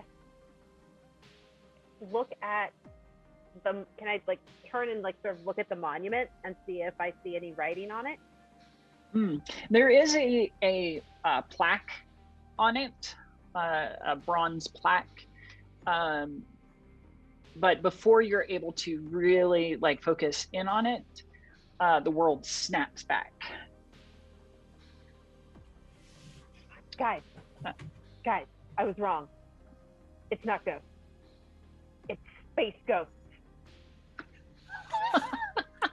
Like my brother said that's an okay show, but like, you know, I'm only 13, I can't watch it. I mean, I hear Brack's pretty cool. I don't know. But no, I saw people. They were wearing I described the flight suit and described like the spaceship rocket ship patch on the arms, and like I don't know, but it's something to do with space. It's gotta be space ghosts. What would they want in this town, gesturing around the middle class suburbia that surrounds us? It's the perfect cover. No one would ever suspect it. Oh, good lord. It's like it's like that Stepford Wives movie, right? Okay, I have questions about why you were watching that, but that's a different issue. So while this is being argued about, Ariel, you are keyed into a sound that you thought were like the cicadas and stuff that you know, have been nesting in the trees and stuff like that. It's a chittering that started as background noise, but has become significantly louder. Glancing around, you see what at first looks like a weird looking dog, like a terrier.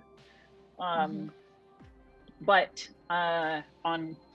once your eyes really take in what you're seeing, it is actually a giant beetle or a bug of some sort, with you know, front pincer kind of things, and mandibles, chitin and or exoskeleton, thorax and such. And it is just kind of like tittering back and forth, almost watching the four of you from a distance. I back up into the group, opening up the knife and taking the lighter that I hid in my backpack for setting off fireworks later. So I've got the knife and the lighter, and I'm backing up, and I say to the group, "Hey, which one of you is going to go in next?" And also, do you guys see that though? Whichever you want to answer first. And I kind of gesture to the giant bug. I mean, that's kind of cool. I'm not gonna lie. Yeah, I'm worried that I'm the only one that sees it. So everybody turns, and you do see it. Yes, it is kind of like dancing between like the shadow people who are again kind of oblivious to it. Does it look hostile? Like, okay, first question: is it made of the weird shadow stuff, or is it? It is not. It is a kind of auburn, like almost more like a sickly pink carapace, and it is like skittering back and forth, like almost like just kind of watching you from afar. Does it look hostile? Give me a brains on that.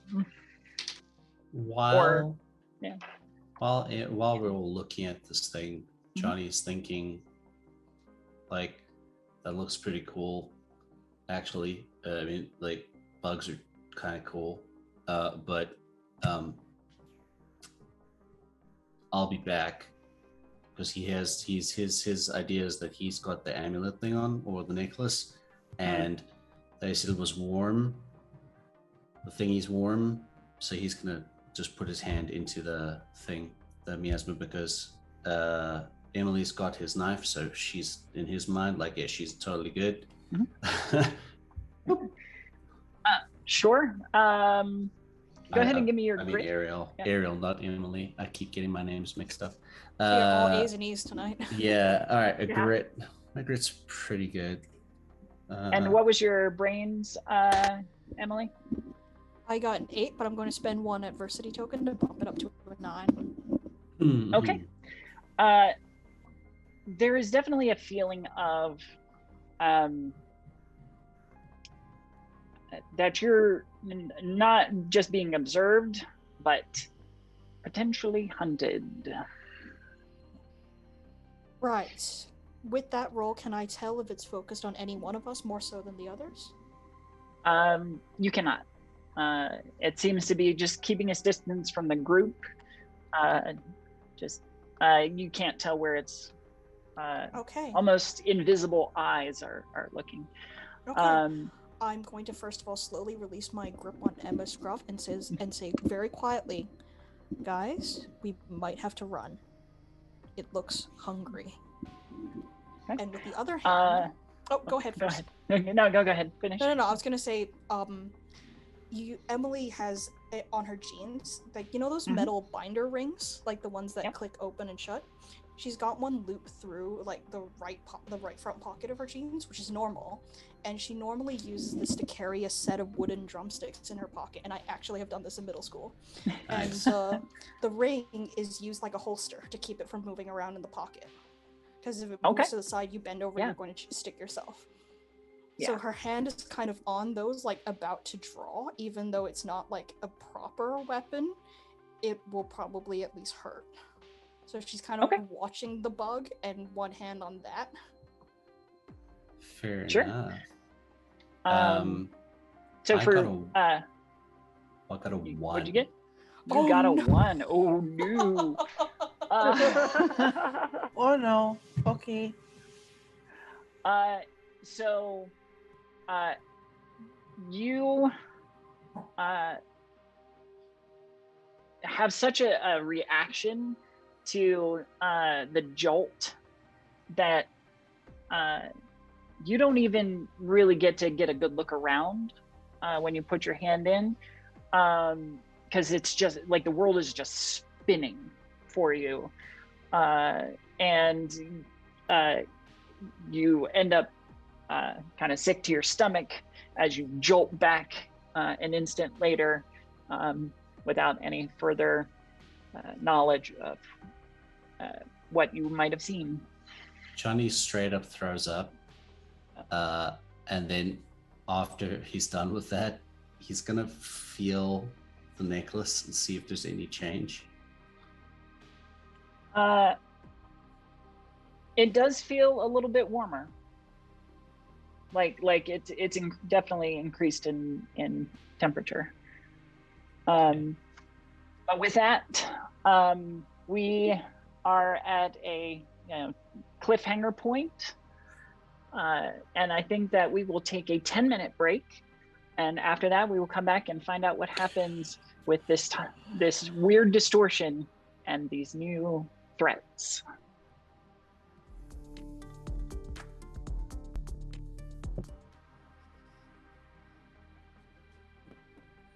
I think you're muted there, Winter.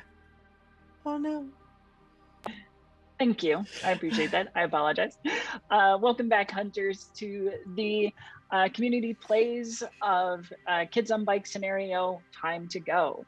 When we last left off, our 4 characters, Johnny, Emily, Emma, and Ariel, had discovered or been faced with a strange distortion and energy that is expelled from their community storehouse and is threatening their neighborhood, along with a new threat that has arisen, a strange insectoid creature that is hunting them.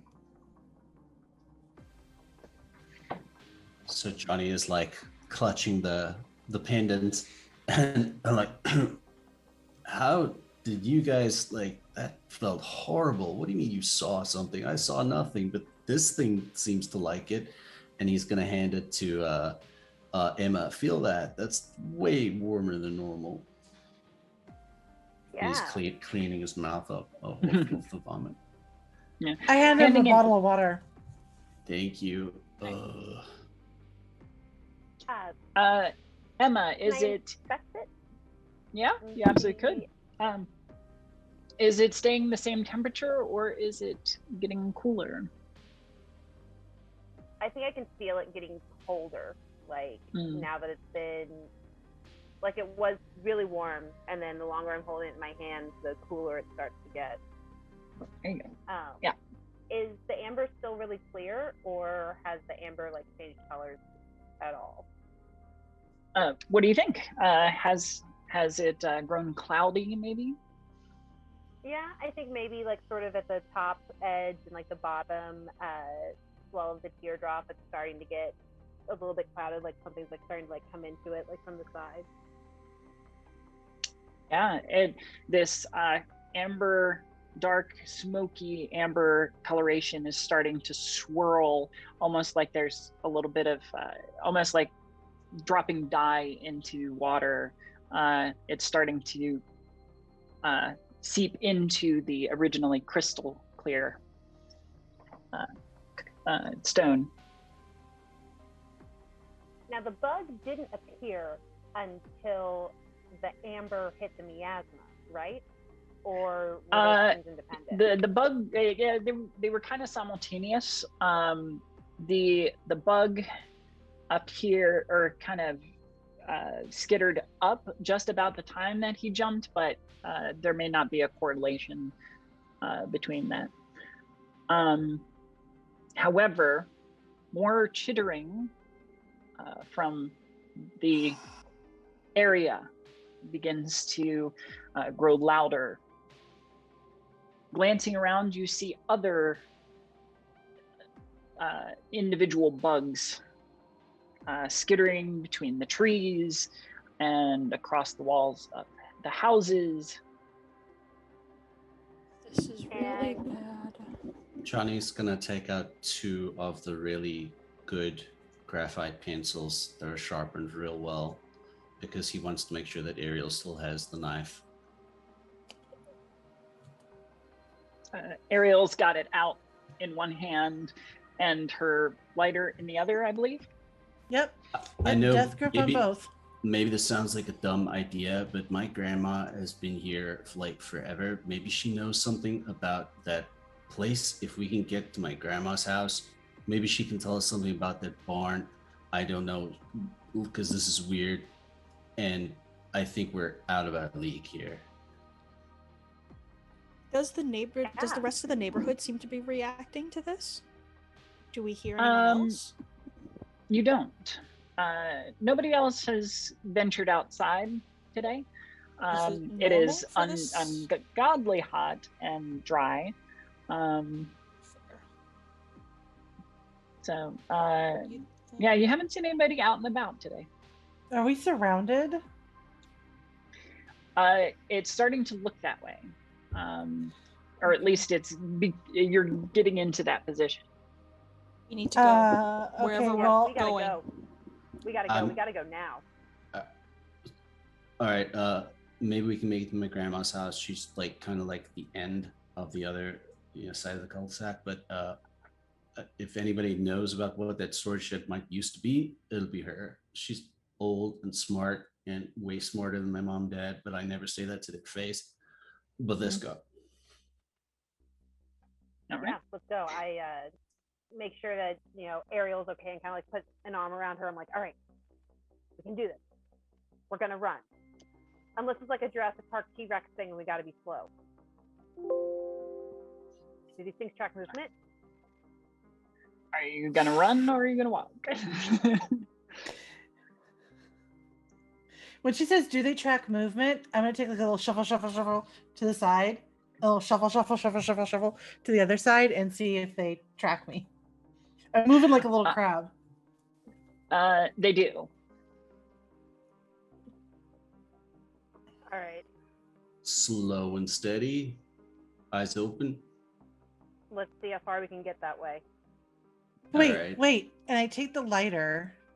Let's see. Who doesn't have anything in their hands? Johnny has a weapon. I've probably taken a couple of my sharp, pointy gel pens, like 2 or 3, like 4 or 5 of them, and like wrapped a hair tie around them to make like a big like. Nice, thing. nice. All right. I hand the lighter. I hand the lighter to Emily, and I go into my bag and I take a handful of pop caps out of my backpack. And I give everybody a little bit of pop cap, and I've got like a handful of them, and I'm ready to hit them on the ground if these things follow me. Okay. Smart. I did put them in my backpack. The circle is closing, as it were, as you all begin to shuffle backwards, headed very slowly toward Johnny's grandmother's house.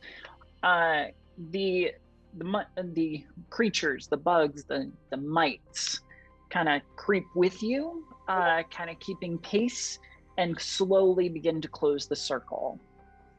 If we're gonna go, I think we need to run. Yeah. On the count of 3, 1, 2, snaps. All right, throw down the poppers, and they go off, and the mites kind of skit back. We bolt. I run. I like grab Ariel's hands and just go for it. Let's get out of here, school. As you bolt, the mites are held back for only an instant before they take up the chase. About a dozen of them, at least, kind of start climbing over fences and along walls and start chasing after. Johnny's grandmother's house, how close is it? So how far was the shed from everything else? It's actually fairly close. Okay, So they kind of had to wedge it in between the residential area and the golf course. Okay, understood. I think like Johnny's, well, it's a cul-de-sac, so she's not super far off, but she definitely lives like the other side of the cul-de-sac from where they were currently. So it's not super far, but it's not super close. It's like, okay. Can everybody give me flight checks? I would like if when we see these things coming closer up, Johnny is actually going to use one arm to scoop up Ariel and then make his check, if I can do that. Sure, yeah. Get him. I'll just make the difficulty a little bit more for you Okay. to essentially counter her flight. My terrible flight. That was the one. I got a Oh, 3. no. Oh I got no. 11. Actually, I would like to make a slight counter proposal for Emily. Okay. I have the sticks out, correct? I have my snare drum Sure. sticks in one hand. Yeah. Are any of them close enough to me to poke in what would potentially be an eye area? Potentially, yeah. You could wait until one kind of gets close enough Okay. that's And in. yeah, I'll keep. You know, I think I rolled the wrong dice. I'm going to keep my flight roll, but if any of them come any closer to me, then I would like to just stab in an eye. I have a question. So in this circumstance, is this the time where cool under pressure would come into effect? That is a good question. Yes, it would. So I could just take half. Yes. So if you've got an adversity token, you can. I do not have any adversity tokens left. Okay. Remind You would have gotten one for your failed grip. Okay. So, Yes, yeah, this is true. yes, you All did. right, cool. So yes, then I will use that. Then at least at half of my max capacity for flight, which would be a 4, which is a lot better than a 1. Okay. My flight is an 18, by the way. I forgot to say that. Nice. Oh wow. Okay. I don't know if I did my flight right, because I rolled the d6 on roll 20, but then I added a modifier of 1 to get a +1 to that roll, and then so it ended up with an 11, and I don't know if that matters. Well, it's because if you haven't quite reached the difficulty, the highest number explodes. So Okay. yeah. So if you rolled a 6, which you did, you get to roll again, which gave you the 4 plus the 1. Awesome. I just wanted to be sure that my roll was not funky. Yeah, absolutely. So you bolt off at a sprint, easily outrunning the mites. Emily, you kind of stay in the back, trying to hold off the oncoming swarm as Johnny tries to scoop up Ariel and stumbles, not able to catch his balance as quickly as he would like, not falling face first, but not getting very far.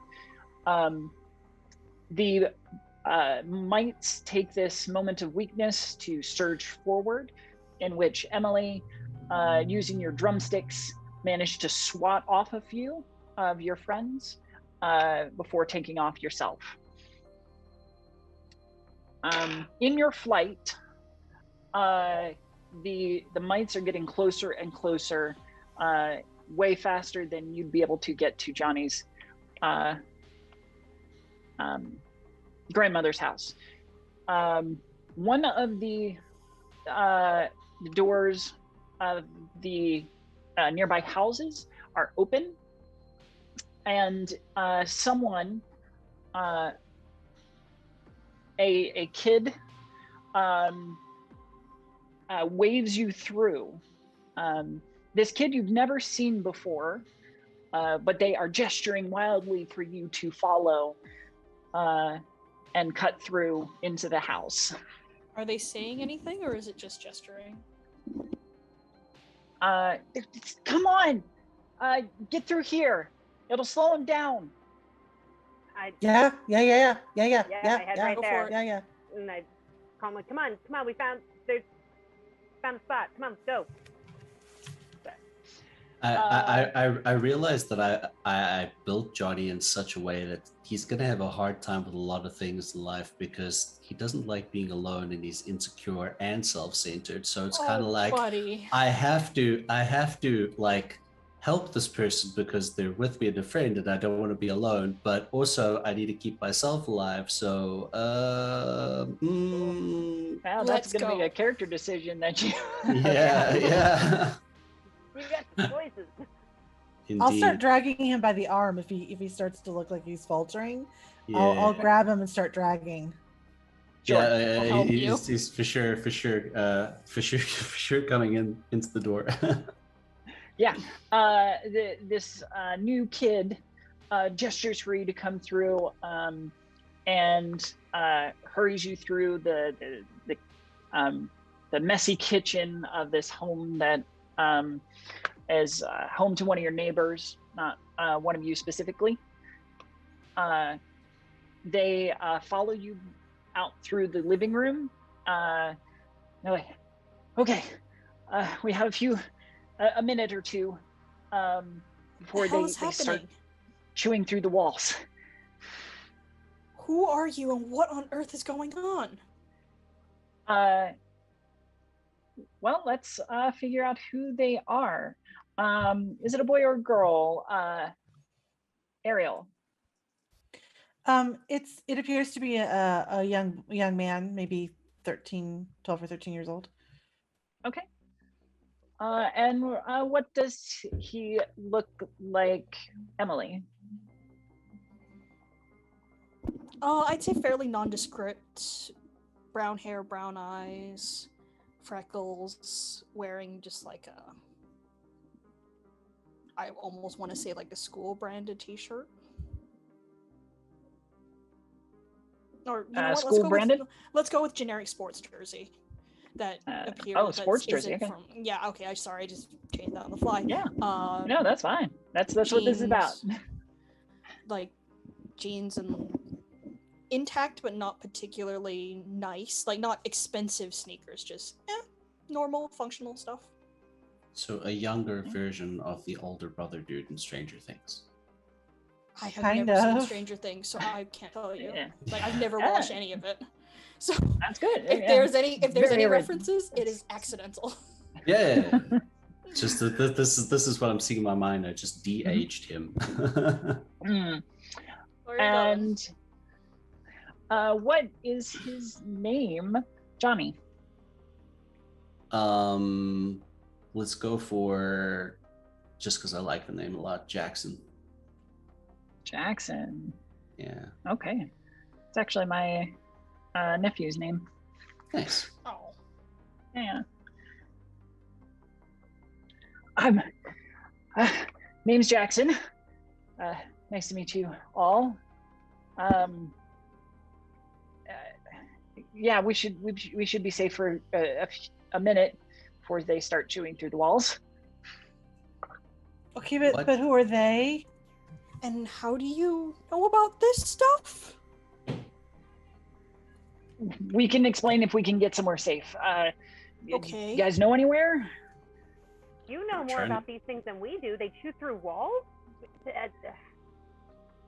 What about a basement? Does anybody have a basement? Is there a basement? It depends on whose basement, and because they could probably chew through that too. These things are real pests. Do they climb? Can we get Do we know concrete? if they like water? Because like we could go to like the community pool, because if we get in the water, maybe they don't like water. That's super far. We Right? got bikes, Maybe. right? No, I mean, How yeah, are we maybe going to that's get too to our far. bikes with? You got a point. Can we There's, steal a car? I don't know how to drive. Yeah, I mean, like I'm I could, but it's not like I couldn't. But I don't know how. What? Do Like we a know car? that this is somebody else's house? We know this Yeah, is a neighbor's you house, know that it's one of the neighbors' house. Yeah. and that Jackson doesn't live here. So Emma, whose house is this? Who does it belong to? This house belongs to Miss Meredith. She's the local crazy cat lady. Oh, we found Everyone knows cats. her. We did. We found cats for my experiment. Somehow the cats are all gone right now. But Okay, good. yeah, I mean, Meredith is nice enough. She, hands out really good candy on Halloween, but otherwise, we kind of leave her alone. Does she have any kids? No, just cats. Yeah. So this is definitely not Jackson's house. The only other thing I can maybe think of is like there's the old water tower, which is not far from the golf course. That's definitely closer to us than the pool is. If we can get a pie, that's something. I'm just worried about being like 40 feet in the air if they can shoot through what you said was apparently concrete. Yeah. It, What about fire? Could we make like a big ring of fire, and we all stand inside it? I mean, that would work for a bit, but you'd need to keep it lit. Maybe we should go back. Where? Go back. Back Maybe we where? should go back to where we just ran from. You begin to hear scratching and We need to go. Not chittering enough time. around the edges of the house. What kills Jackson, these where things? did you come from? I live here, and not here, but like in the neighborhood. Yeah, we live here. We don't know you. I mean, you seem cool. but I moved in like a couple months ago. Okay, fair. maybe. Is there a basement in this place? Like, are all the houses, like, do they have the same basic layout? Yeah, fairly. Some of them are individually like built, so they're not like the model homes. Right. The families have kind of built their family homes, and some are bigger, some are smaller. Most of them do have basements or sublevels, which are furnished and stuff like that. Yeah. Okay, well, as far there's as definitely a basement at my place. That's basically where Emily hangs out / hides. Okay. Yeah, Jackson? if we can get to the basement, that's good. I'm gonna go and see if I can steal some of the old lady's like hairspray or something, because you've got a lighter that can at least help us out. So he's running Grab a can up the for stairs to see if he Yeah. can dig through old lady's stuff. He's looking for cans of hairspray and then try and come down. Yeah, I'll look under the kitchen sink and see if there's any like aerosol like cleaners or anything like Mhm. that serve a similar purpose. Bug spray. Yes. Bug spray, hilarious. Yeah, you Spray. can even Yes, find bug spray. We need bug spray. you find a nice half-used can of Raid. Nice. Awesome. Jackson, do you know who the shadow people are?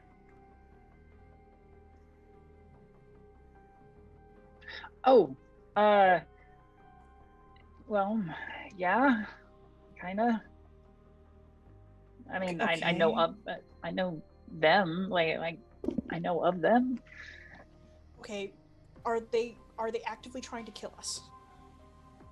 The shadow people? The shadow people, because we Yeah. cannot handle more than one problem at a time at the moment.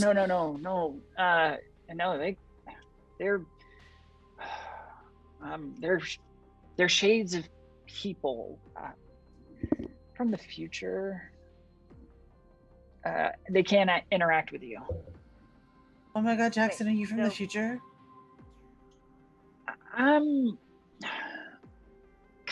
Kind of. Oh my god. Oh my god, he's from the So you're future. telling No. me these aren't ghosts? No, they're not. Okay, you know what? Let's figure this out later. We need to get to a safe place before they start chewing through the walls. Here comes Johnny with a couple of cans of hairspray. Yeah. Oh, Jackson. we gotta run. But are Basement. the ghosts and are the shadow people, the ghosts and the bugs, are they related? Do they come together? Not specifically. I imagine you're experiencing some sort of like weird time thing if you're asking if I'm from the future and stuff. So the bugs, the mites, they're more interested in that, not the shadow people. In what? The distortion. assuming he's- Well, if they care about the distortion, we can show them Why the are distortion. they hunting us? well, Or is they it you with they feed on energy that surrounds these distortions that you're experiencing. But you think that we're experiencing it, but you're not experiencing it? Not exactly. Like I'm kind of. I've always had this thing where I'm kind of in between. While this is happening, I am looking for the basement door. Okay. And hoping it's got like concrete lining. Point of clarity. Emma currently has the pendant, correct? Yes, I have the pendant. Yes. Okay. Yeah. So You know. while they're having this conversation, Jackson is kind of really confused, but thinking about people from the future, thinking about a missing pendant, and thinking about these things. Like, hey, is that thing yours, Jackson? That? No, but that explains a thing or two. Okay. across Like the room, just he one kind of thing. picked. Huh? Yeah, what thing? Hear Emily shouting, "What thing?" Oh, like the pendant or whatever. At this point, holes begin to get chewed through the walls as the mites begin to eat their way in. Have I Getting found the to basement door? Yes, there's a basement door. You guys. Let's You go. guys. Grabbing I think we have to go Ariel. back. I think we have to go back. I think we have to go back. We're not safe. You might be right. We're not safe. It's just gonna keep chewing through the walls. We have We're to not stop safe. this thing. Do you have? Can I I'm sorry. hold out the pendant like to the bugs? Like, did the bugs react to it at all? Like as they're starting to climb into the walls? They do not. Okay. And their claws kind of like reach in almost for you. Okay. So all right. Bad plan. That experiment failed. I'm gonna think that Johnny's self-preservation instincts and his cool collectedness is sort of kicking in here now. So he is looking at the cans of hairspray, and he goes to the kitchen, opens the drawer, gets another lighter, because people have lighters because, you know, power goes out and they need to light candles, especially old ladies. And he's like, we don't have time to like talk about it or whatever. So if you want to go, let's go now, and we can use the flamethrower. So let's walk and talk. I'm holding the basement door open, like, get in here now. I grab a sparkler out of my backpack and I put it in his lighter. And I say, face your fears, and I head for the door. Basement door or the door outside? The door outside. Oh, for goodness sake. I've got people going for the basement and people going for the outside. Where you guys go? I'm gonna follow Ariel. I think I'm gonna follow Ariel as well. It's just he's got Emily the is just in the flamethrower. corner, like, oh my god, Emily! you idiots. We're going. Jackson! Give me Just one like of I those was yelling hairspray earlier. cans. Jackson as I'm running.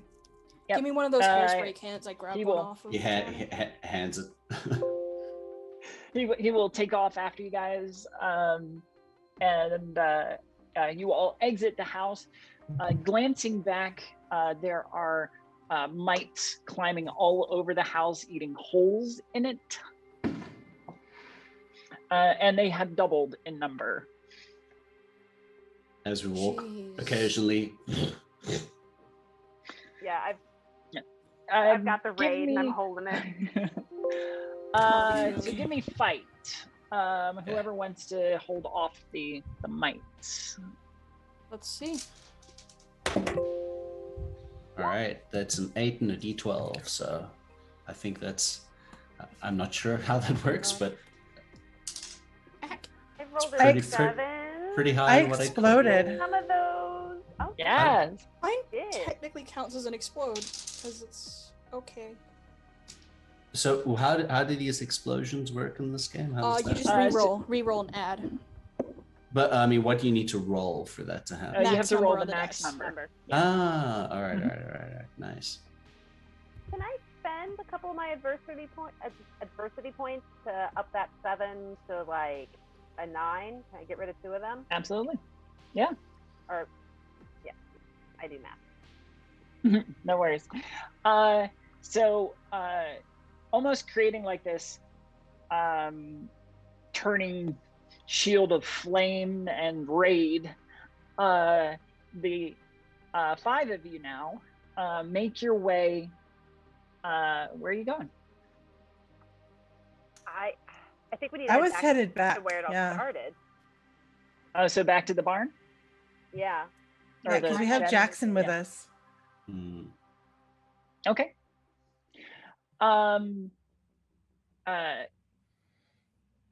So you just had this like roving circle of death for mites, and they kind of like creep at your edges, but eventually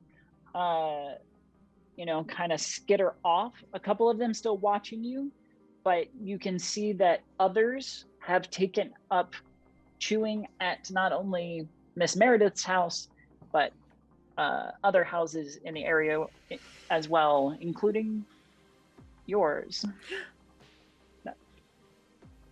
And we haven't heard a sound from any of the humans who should be living in this area. Wait, this is Not a peep. This is That's like that really weird. movie that my dad likes that he keeps trying to show to me. Like I find it kind of boring because it was real long, but it's like that Stephen King dude, right? He wrote like the Langoliers. This is kind of like that, like they're eating time.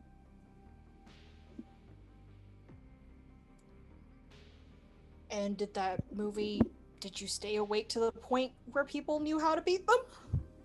Nah, but my dad says like those movies never really end well, so I'm not like expecting a whole lot here. But Right. Okay. Next question. I turn back to Jackson. Great. What is going on? Explain, please.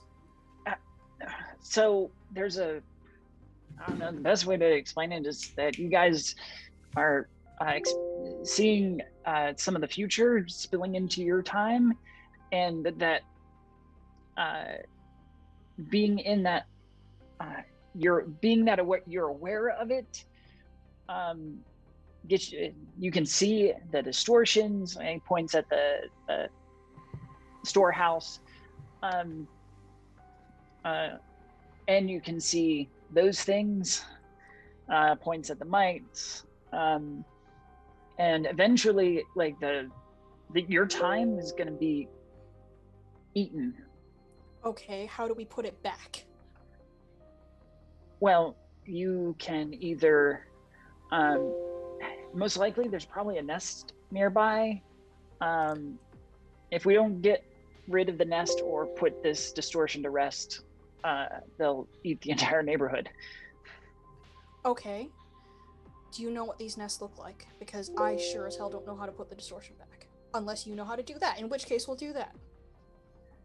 You'd probably have to follow them back to whatever nest they've made, and it's probably, they're kind of like ants, like or cockroaches, so I guess. There's a queen that we're going to have to stomp, is what you're telling me. Speaking of movies, is this going to be like a big, ugly alien queen kind of situation? Oh, I really hope not. Probably be big. I've never tackled taking on a nest. There's that other one which was kind of cool, where like those things were underground, like what was it called? Like those big things like underground, and they ate people when they moved. I can't remember. Tremors. That was It was that like was Dune, good weirder. movie. Yeah. All right. We're not playing Kevin Bacon right now. We gotta figure this out. So Jackson. But Jackson, also, did your neighborhood?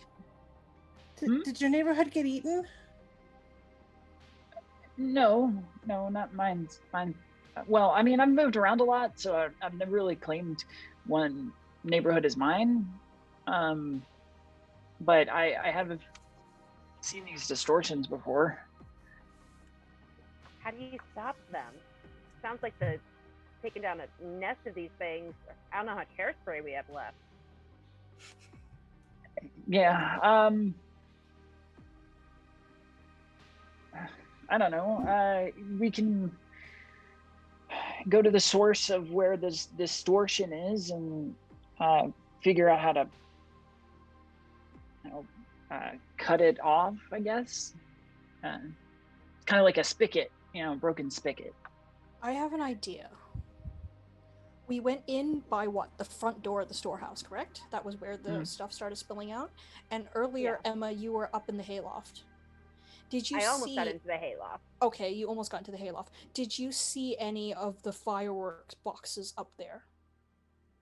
Because with how much machinery and crap is down at the bottom side, I don't think they would have just stashed it down there. Yeah. Because if we can get hold of that, that's a bigger source of fire than any of us have at the moment. That's a big kaboom, you guys. Yeah. A real big kaboom. No, I think that's good. To see if I saw that. No. So while you were trying to scramble up into the hayloft, you did see some boxes of fireworks. Okay. Yeah. I mean, if we can get back to the fireworks, if the whole thing hasn't been, engulfed in the time soup, then yeah, let's blow it up. I have maybe another idea. Like, that's a good plan too, but I think like our necklace there is reacting to this stuff. Maybe if we all go in together and we're holding the necklace, maybe we can find out what the point is that we're seeing there and here and how it got cut off. Maybe like if we can speak to Ariel, because like she said she saw herself, maybe she knows like where things went wrong because she was there and we're here, but she's still there. So that means that we don't die, right? Time is weird. Anyway. It means that Ariel doesn't die. So if we like Maybe. all go in together, like a huddle, like we just all dive in together and just like go for it. Well, if we stay here, we're definitely going to die. So I vote jumping in. What if before what we if jump some in, of let's us go get those fireworks? Yeah, what if some of us jump and some of us make the big kaboom? What if it has to be all of us?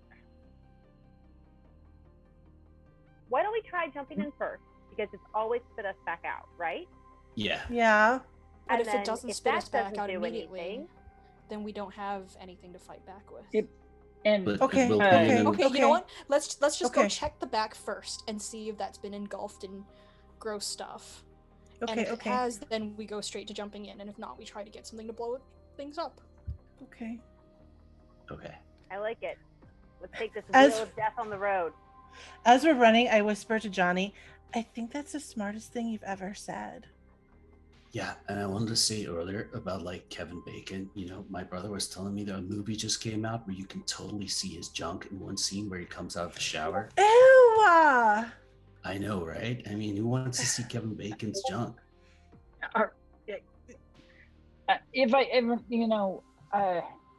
Ew. I'm just, I'm worried though. Like, guys, your town's gonna be eaten. Like, But we You like think we're not worried? I mean, I don't know. I mean, my sister's annoying. I don't want her to get eaten by these bug things. I mean, we got to do something. yeah, you're right. Let's just hurry up. All right. Well- So you make your way to the storehouse. The miasma has like pulled out almost like a large glitchy lake out in front of the storehouse, and it has started reaching around the front of it, but there are ways to get into the shed otherwise. Okay. All right. I'm Johnny, gonna look at you and Johnny I- and say, I was gonna offer Johnny an assist to boost you up, actually, because it's more stable if two people do it. Okay. To get me back up into the hayloft. And all right, I'm gonna so, how are we doing this? try and scramble up onto their hands and see if I can sort of launch up. They push me, throw me up, and I kick onto the side. Okay. So Johnny and Emily, if you will give me a brawn. a question. Earlier when we made the flight roll, was that a failure from me? Did I need to get an adversity token or? Yes. Yeah. Okay. All right. Cool. So. And one for Ariel as well. All right. Yes. So that's 4, 12, 13. I'm going to spend that adversity token just to bump that up to a 14. Okay. So 14, and what was yours, Emily? I had I rolled pretty decent. It's a total of 9 because one of my dice exploded. it was 6-3, and I'm going to burn 1 adversity token and bump that up to a 10. All right. Between the two of you, you do succeed. Shall we have somebody narrate? Emma, do you want to take that? I grab onto the sort of edge of the open barn window, scramble up, jeans kind of ripping on the knee as I scrape against the wood of the barn, and get up there, and amongst all of the hay, there are 2 giant boxes of almost like what you would see in a cartoon of fireworks. You see the long like cones with little arrows on top, and fuses everywhere, and it's all bright colors. And turn back around and say, "Hey, we got them. I got the fireworks. Hold on." And I grab one of the boxes and try and like lean halfway out the window to try and hand it down to Johnny and Emily. Okay. And if that works, I'll do the same with the second one. Hopefully I don't fall out the window with the thing. Yeah, no, Can we you can hand it down. Okay, good. You can hand it down. Yeah, it's heavy, but it with the 3 of you working together, managed to hand down the first crate, and then the second. All right. From my vantage point of inside the shed, looking Mm-hmm. down from the hayloft, what does it look like inside? Sure. So the miasma that had been pulling outside has also been creeping up the sides. Hasn't quite made it up to the loft yet. In the very center of the floor below is a shadowy shape, something large and that is just piercing out of the floor of the storehouse. It's very vague in shape, though. It's almost like looking through a weird unfocused lens. It's pyramidal in shape, so shaped like a pyramid, and its colors are indiscernible. It's not black, but it's not very colorful. There's not a lot of color to it. So yeah, it's very almost like a pyramid or an obelisk kind of thing. Just kind of. Hey guys, I lean back over and I say, "Hey guys, I think if we want to try something with the necklace, we should do it in here. There's a thing in here." Well, do you guys like want to split up and some people go use the fireworks on the bugs, or are we all gonna go in and try the necklace on whatever's in there? We don't have too much time.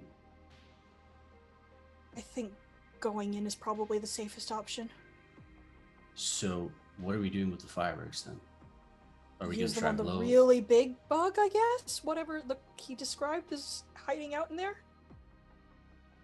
I don't So see any we'll- bugs in here.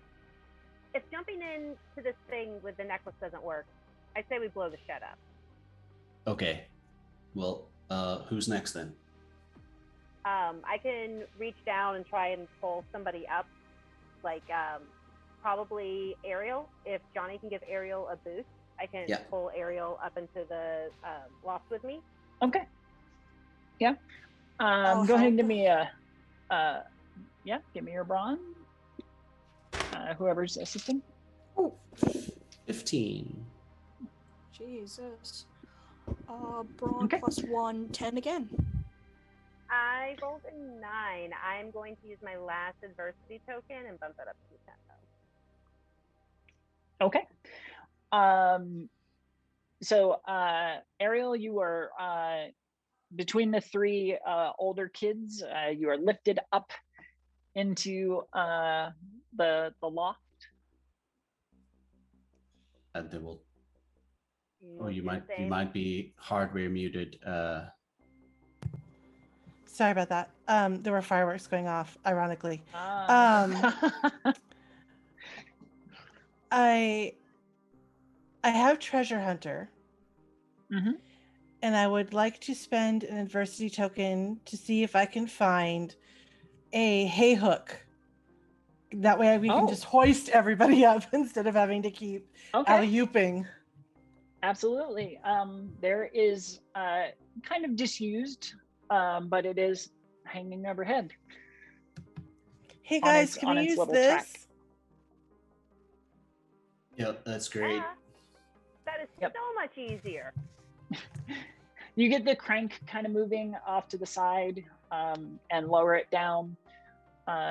And with some effort, manage to wheel up Emily and then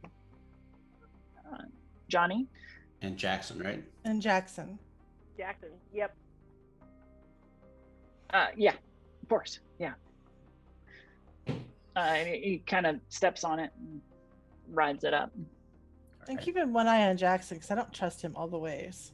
Keeping one eye on him. Okay. So we all see this little pyramid-y thing in the middle of the floor that's kind of spewing out?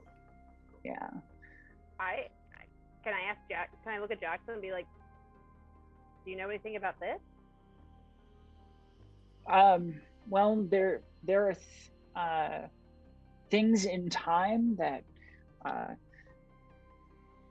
tend to be a focal point or like a kind of an anchor for these types of distortions, and it might be that. Does it look like it? Sorry. No, go ahead. Because I don't trust him. Does it look like it was in the place where the monument was to me? Give me your brains.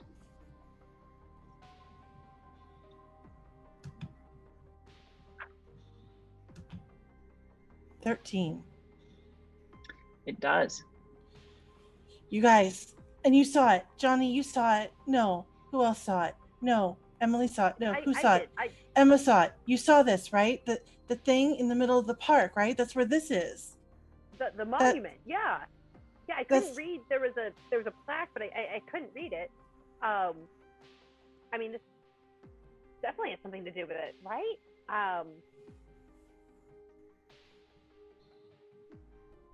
Should we go there and blow up the monument?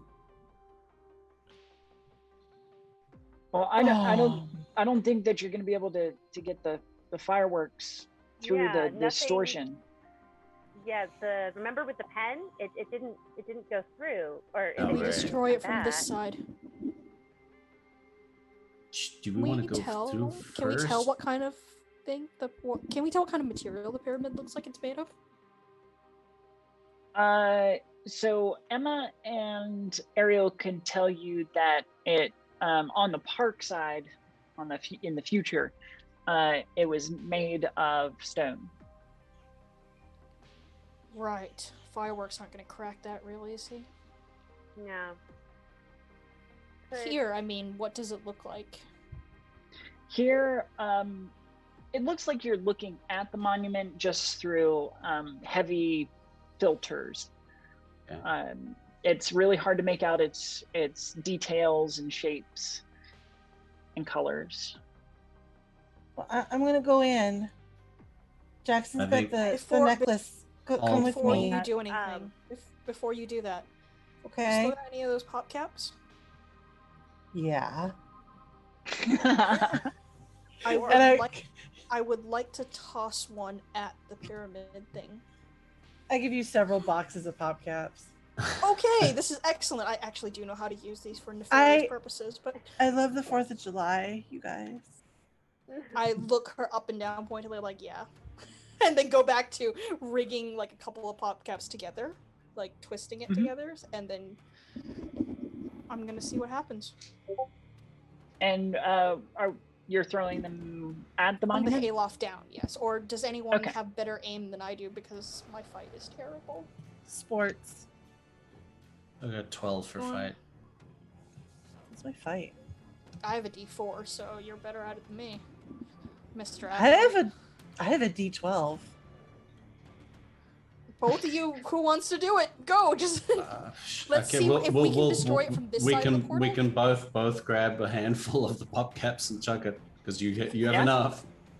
Yeah. All right. Okay, 3, 2, 1, 1. go. 9. Jackson does not have good aim. Sorry, not Jackson. Johnny does not have good aim. That was a 2. Oh, yeah, take an adversity token. Yeah, Jackson's pop caps fall way short, dropping They just underneath kinda the loft. disappear into the mist, or do we hear them? You do hear Johnny's pops as they hit the cement floor. Okay.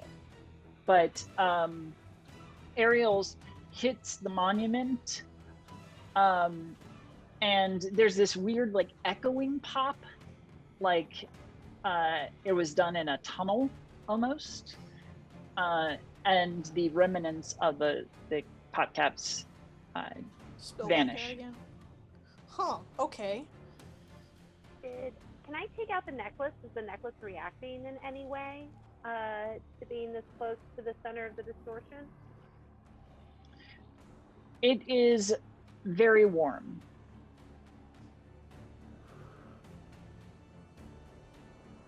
I think I hand it to Emily, and I'm like, I think the necklace likes it here. I think there's definitely something here with these two things. I don't know if it likes it or is pissed off at it or something, and because it's hard to tell mood by temperature. But What if it's like the movie with the little gelfling things, and we got to put the stone back where it belongs? I mean, it's The dark crystal hypothesis. I like mean, this.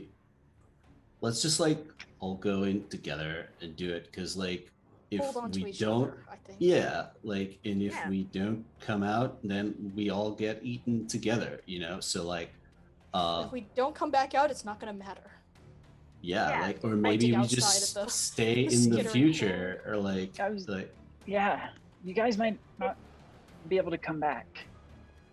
It's better well- than getting eaten by bugs. Let's Well, find out. Yeah, I guess Because so. if we stay here, we are going to die anyway. I grab Emily's hand, and I grab if someone's standing on the other side of me, or if I grab the hands of the two people that are closest to me. we'll reach out, Do like go down together. by this point, I have stuffed whatever I can carry of fireworks and shit into whatever pockets and bags that we all have. So we are Okay. loaded at this point. You are. Between your hands and my backpack, we're ready. Yeah. I have a barbecue lighter, one of those like the ones with the long tip. Yeah. I knew I there don't- was a reason we were friends. I knew it. I don't trust regular cigarette lighters. Like I physically do not trust them. My hand is too close to the flame. So I prefer barbecue lighters. I definitely grab Emma's hand and Johnny's hand, and I'm looking at Emily like, let's blow this up. Let's go. Do this. Are we all Okay. holding onto the necklace, or is Emma still holding onto it? I gave the necklace to you. Okay, so Okay. I'm gonna hold it like a dowsing rod almost in one hand to see if it like does anything funky.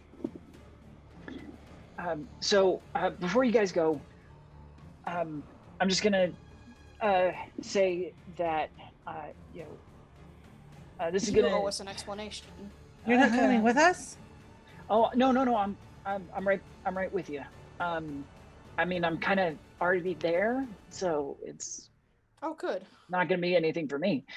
But this is gonna be a bit of a trip. So Great. sorry in advance. Just know that I think you guys are really brave. I mean, it's like no big deal or whatever, you know. But like, we totally made like nationals this on. year on the swim team, so it's like it's fine. Yeah, I bet that was pretty cool. Wish I could have seen one of your meets. I mean, like you know, yeah. Do you guys need to say like bye to anyone or something before you go? There's nobody here. We'd have to fight through all the bugs. Quite frankly, I don't think my parents would notice if I was gone anyway, so let's go. Somehow, Fair I don't enough. think all the All right. adults are here right now. We gotta get them back, or like maybe they're eaten. So one And he thing kind at of a like time. leans out the loft door. He's like, well, if they're not. They certainly will be soon. You guys But- all ready? Ready. As I'm ever gonna be. Let's go. Okay. 3, Brace yourselves. 2, 2, 1. 1. Go. What? Go. Was it Anne go? Oh no. All right. So you all what leap down from the loft? Yeah. Yeah. Okay. Into the sparkling Horribleness. things. Yeah. Okay. So in this, I need either a grit or a charm roll. This is force of personality or force of will. As you guys are pulled through. Okay. I'll take charm. Get it. Oh. Oh, I'm sorry, guys. Fine. Take an adversity token for you. I'm Yeah. gonna use my adversity token there. On a D10, I rolled an 8, so I'm gonna use that and bump it up to a 9. Okay. For 11 grit. on a 11 on a 12 for charm for me. Okay. Yeah, that's a big fat one. Yeah. Can we assist her in some way? So Emma can. Yeah, I was hers definitely being the, holding Ariel's hand. Yeah, and Johnny had Okay. her other hand. Mhm. Mm-hmm. Okay. The trip is extremely turbulent, especially since you're leaping down into in through time, as it were, to this other world. Ariel, the fear of falling certainly hits you hard, and you just tumble through that sudden jolt. But you do have the strength and support of Emma and Johnny on either side of you, holding you fast, even as you're buffeted by the energy that rips you through on into the other side. You are on the other end. You're dizzy and disoriented, but you're through safe as you end up in the park with your 3 best friends, as it were. Is Jackson with us? Mm-hmm. Jackson is calmly standing behind you as you kind of take stock and start looking around, seeing the park and the people, which have picked up since it's now closer to midday. And there's lots more people wandering around the park. And Jackson looks sad, but resolute. Kind of like someone who has to do something that he's not wanting to do, that is deeply painful, but he's got to do anyway. I look around for the woman I saw before. She is not there. This plaque that is on the monument, does there happen to be a space in it? A space? An empty space? No. And it takes a little bit, like your brain's still a little fuzzy from the jump, that you can't quite make out the words on the plaque at the moment. All right. Can I look to Jackson and just say, well, we're here. Now what? I guess now it's Man, I kind of wanted to get to know you guys better, but I guess it's already time to go. What do you mean? He motions to where Johnny is down by the monument and the plaque, kind of rubbing at his eyes, trying to get stuff to clear up. And he puts his hand on Johnny's shoulder. He's like, you're probably not able to see it because it's going to be a little difficult for you to take in. And he, let me change the music. It's a little tense. Yeah. There we go. He puts his hand on Johnny's shoulder. You probably won't be able to read it. I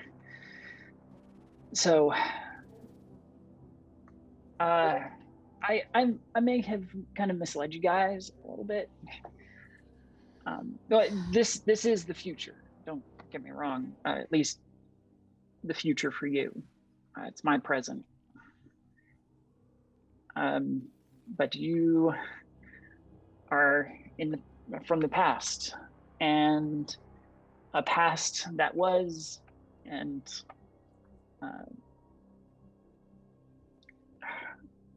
I'm not making sense, but I suppose this could make it a little bit more clear. And he kind of touches the plaque, and all of you watch as like the clarity, it's like a film kind of being removed from your eyes, and these words come into focus,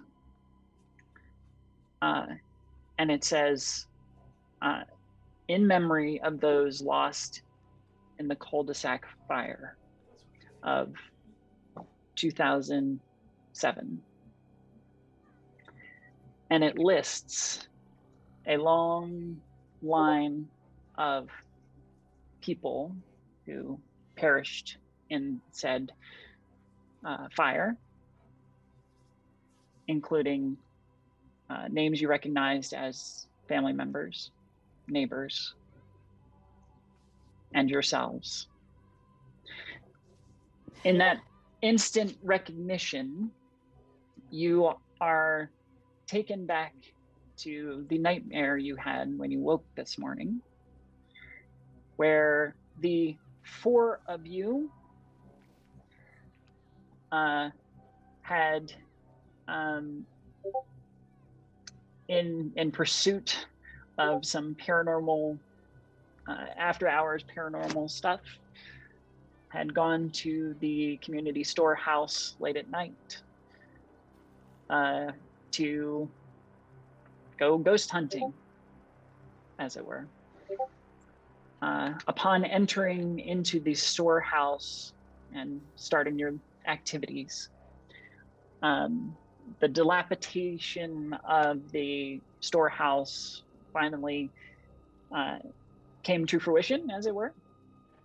The loft, the hay loft, collapsed, fireworks and all. A spark ignited said fireworks and resulted in a giant explosion that took out not only the storehouse, but caused a wildfire that quickly consumed most of the neighborhood, as it was hot and dry, resulting in dozens of deaths and a leveling of the neighborhood for the most part. Years later, they paved over the cul-de-sac, or kind of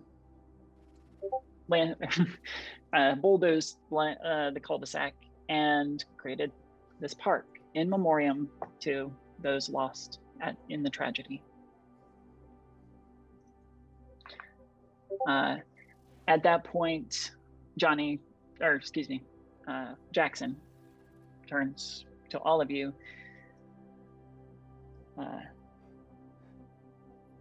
Yeah, you're from the past because you're dead. And when you become aware of that fact, because you've probably been reliving the same day for years, now that you're aware of that fact, it's, well, maybe it's time to go. But We can't change it though, right? If we're reliving it, like we can just move the fireworks away now, right? can we go back? Can we go back to before? So if you were to go back, at the end of the day, you'll all fall asleep. You'll wake up in your beds and live the same day over again. The problem now is the mites. They're creatures that feed on spiritual residue, and they've practically eaten your town. So there's nothing to go back to. But damn it, I wanted to be a ghost. You are. You are. So what do I we can't do do about the anything. mites? Are the mites... So what happens if the mites, do their thing? Well, they'll eat up what's left of leftover from your town, and that spiritual energy will just be gone. Did this They'll happen move originally? on. No, this is something new. Probably they probably noticed and moved in quite recently. That So what wasn't do we really do our about them? town. That wasn't really our town. Donnie I is It know. doesn't sort of matter. nodding his head, Langoliers. But I'm sorry, Emily. Your mom was still pretty cool. Those were good pancakes. The good thing is maybe now we can have some more somewhere else. Who was the lady? If we Who died, is what then lady? who was the lady I saw? She was right over there. She looked like me. She looked like my mom. She looked like me, and she was writing something. If I'm dead, if we died, and my mom's dead, and they're all gone, who is that lady? He glanced over. Could have been anyone. Let me help. And he kind of gives you a touch on the shoulder, and you spin back to that moment when you had jumped into the miasma. And upon seeing the lady again, it's like a filter kind of comes off your eyes, and it's not a Disney pin. It's a pin for for Six Flags. I know, right? Betrayal. I feel so betrayed right now. And the sadness on top of betrayal. The hair Worse is than death. blonde. It was all just an illusion that your mind made up to keep you from seeing the truth. At this point, I would like to open the bag where we've been stashing fireworks and have a look. Is there anything there? The fireworks is still there, yes. Just like all your items and such.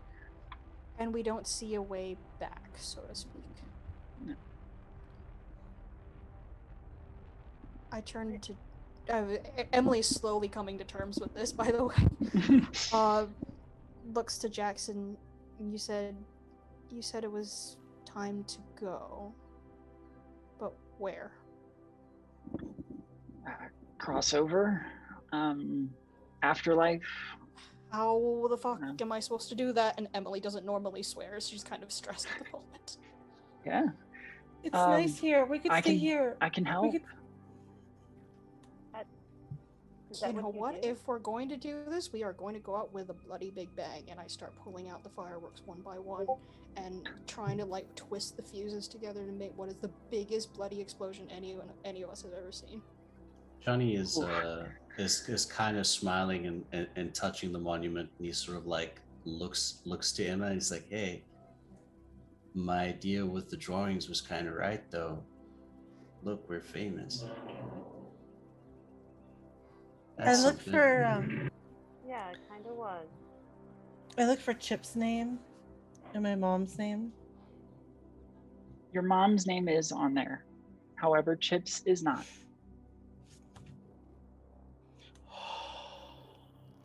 I don't want to know. I want to keep pretending that my family is fine and just not find out otherwise.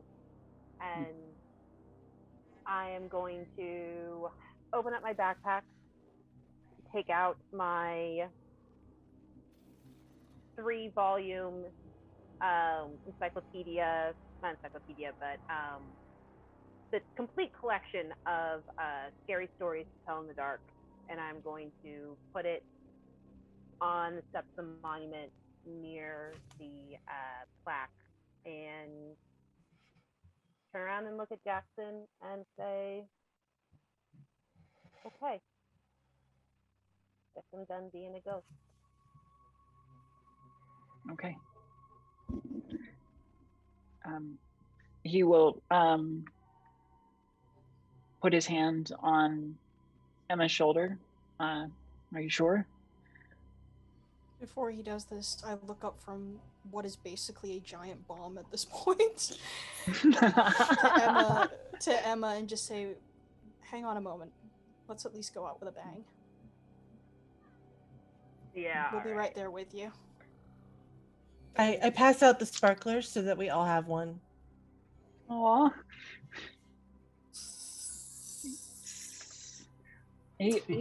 Jackson just kind of steps back and, lets you do this kind of celebrational ritual, this closing ritual of lighting sparklers. Whoever has a lighter, I'm going to tug them towards the giant fuse that I made at this point. If we all put our sparklers on it, it'll light. Yeah. We can do it together. Yeah. 3, 2, 1. Go. All right. The fuse lights quickly,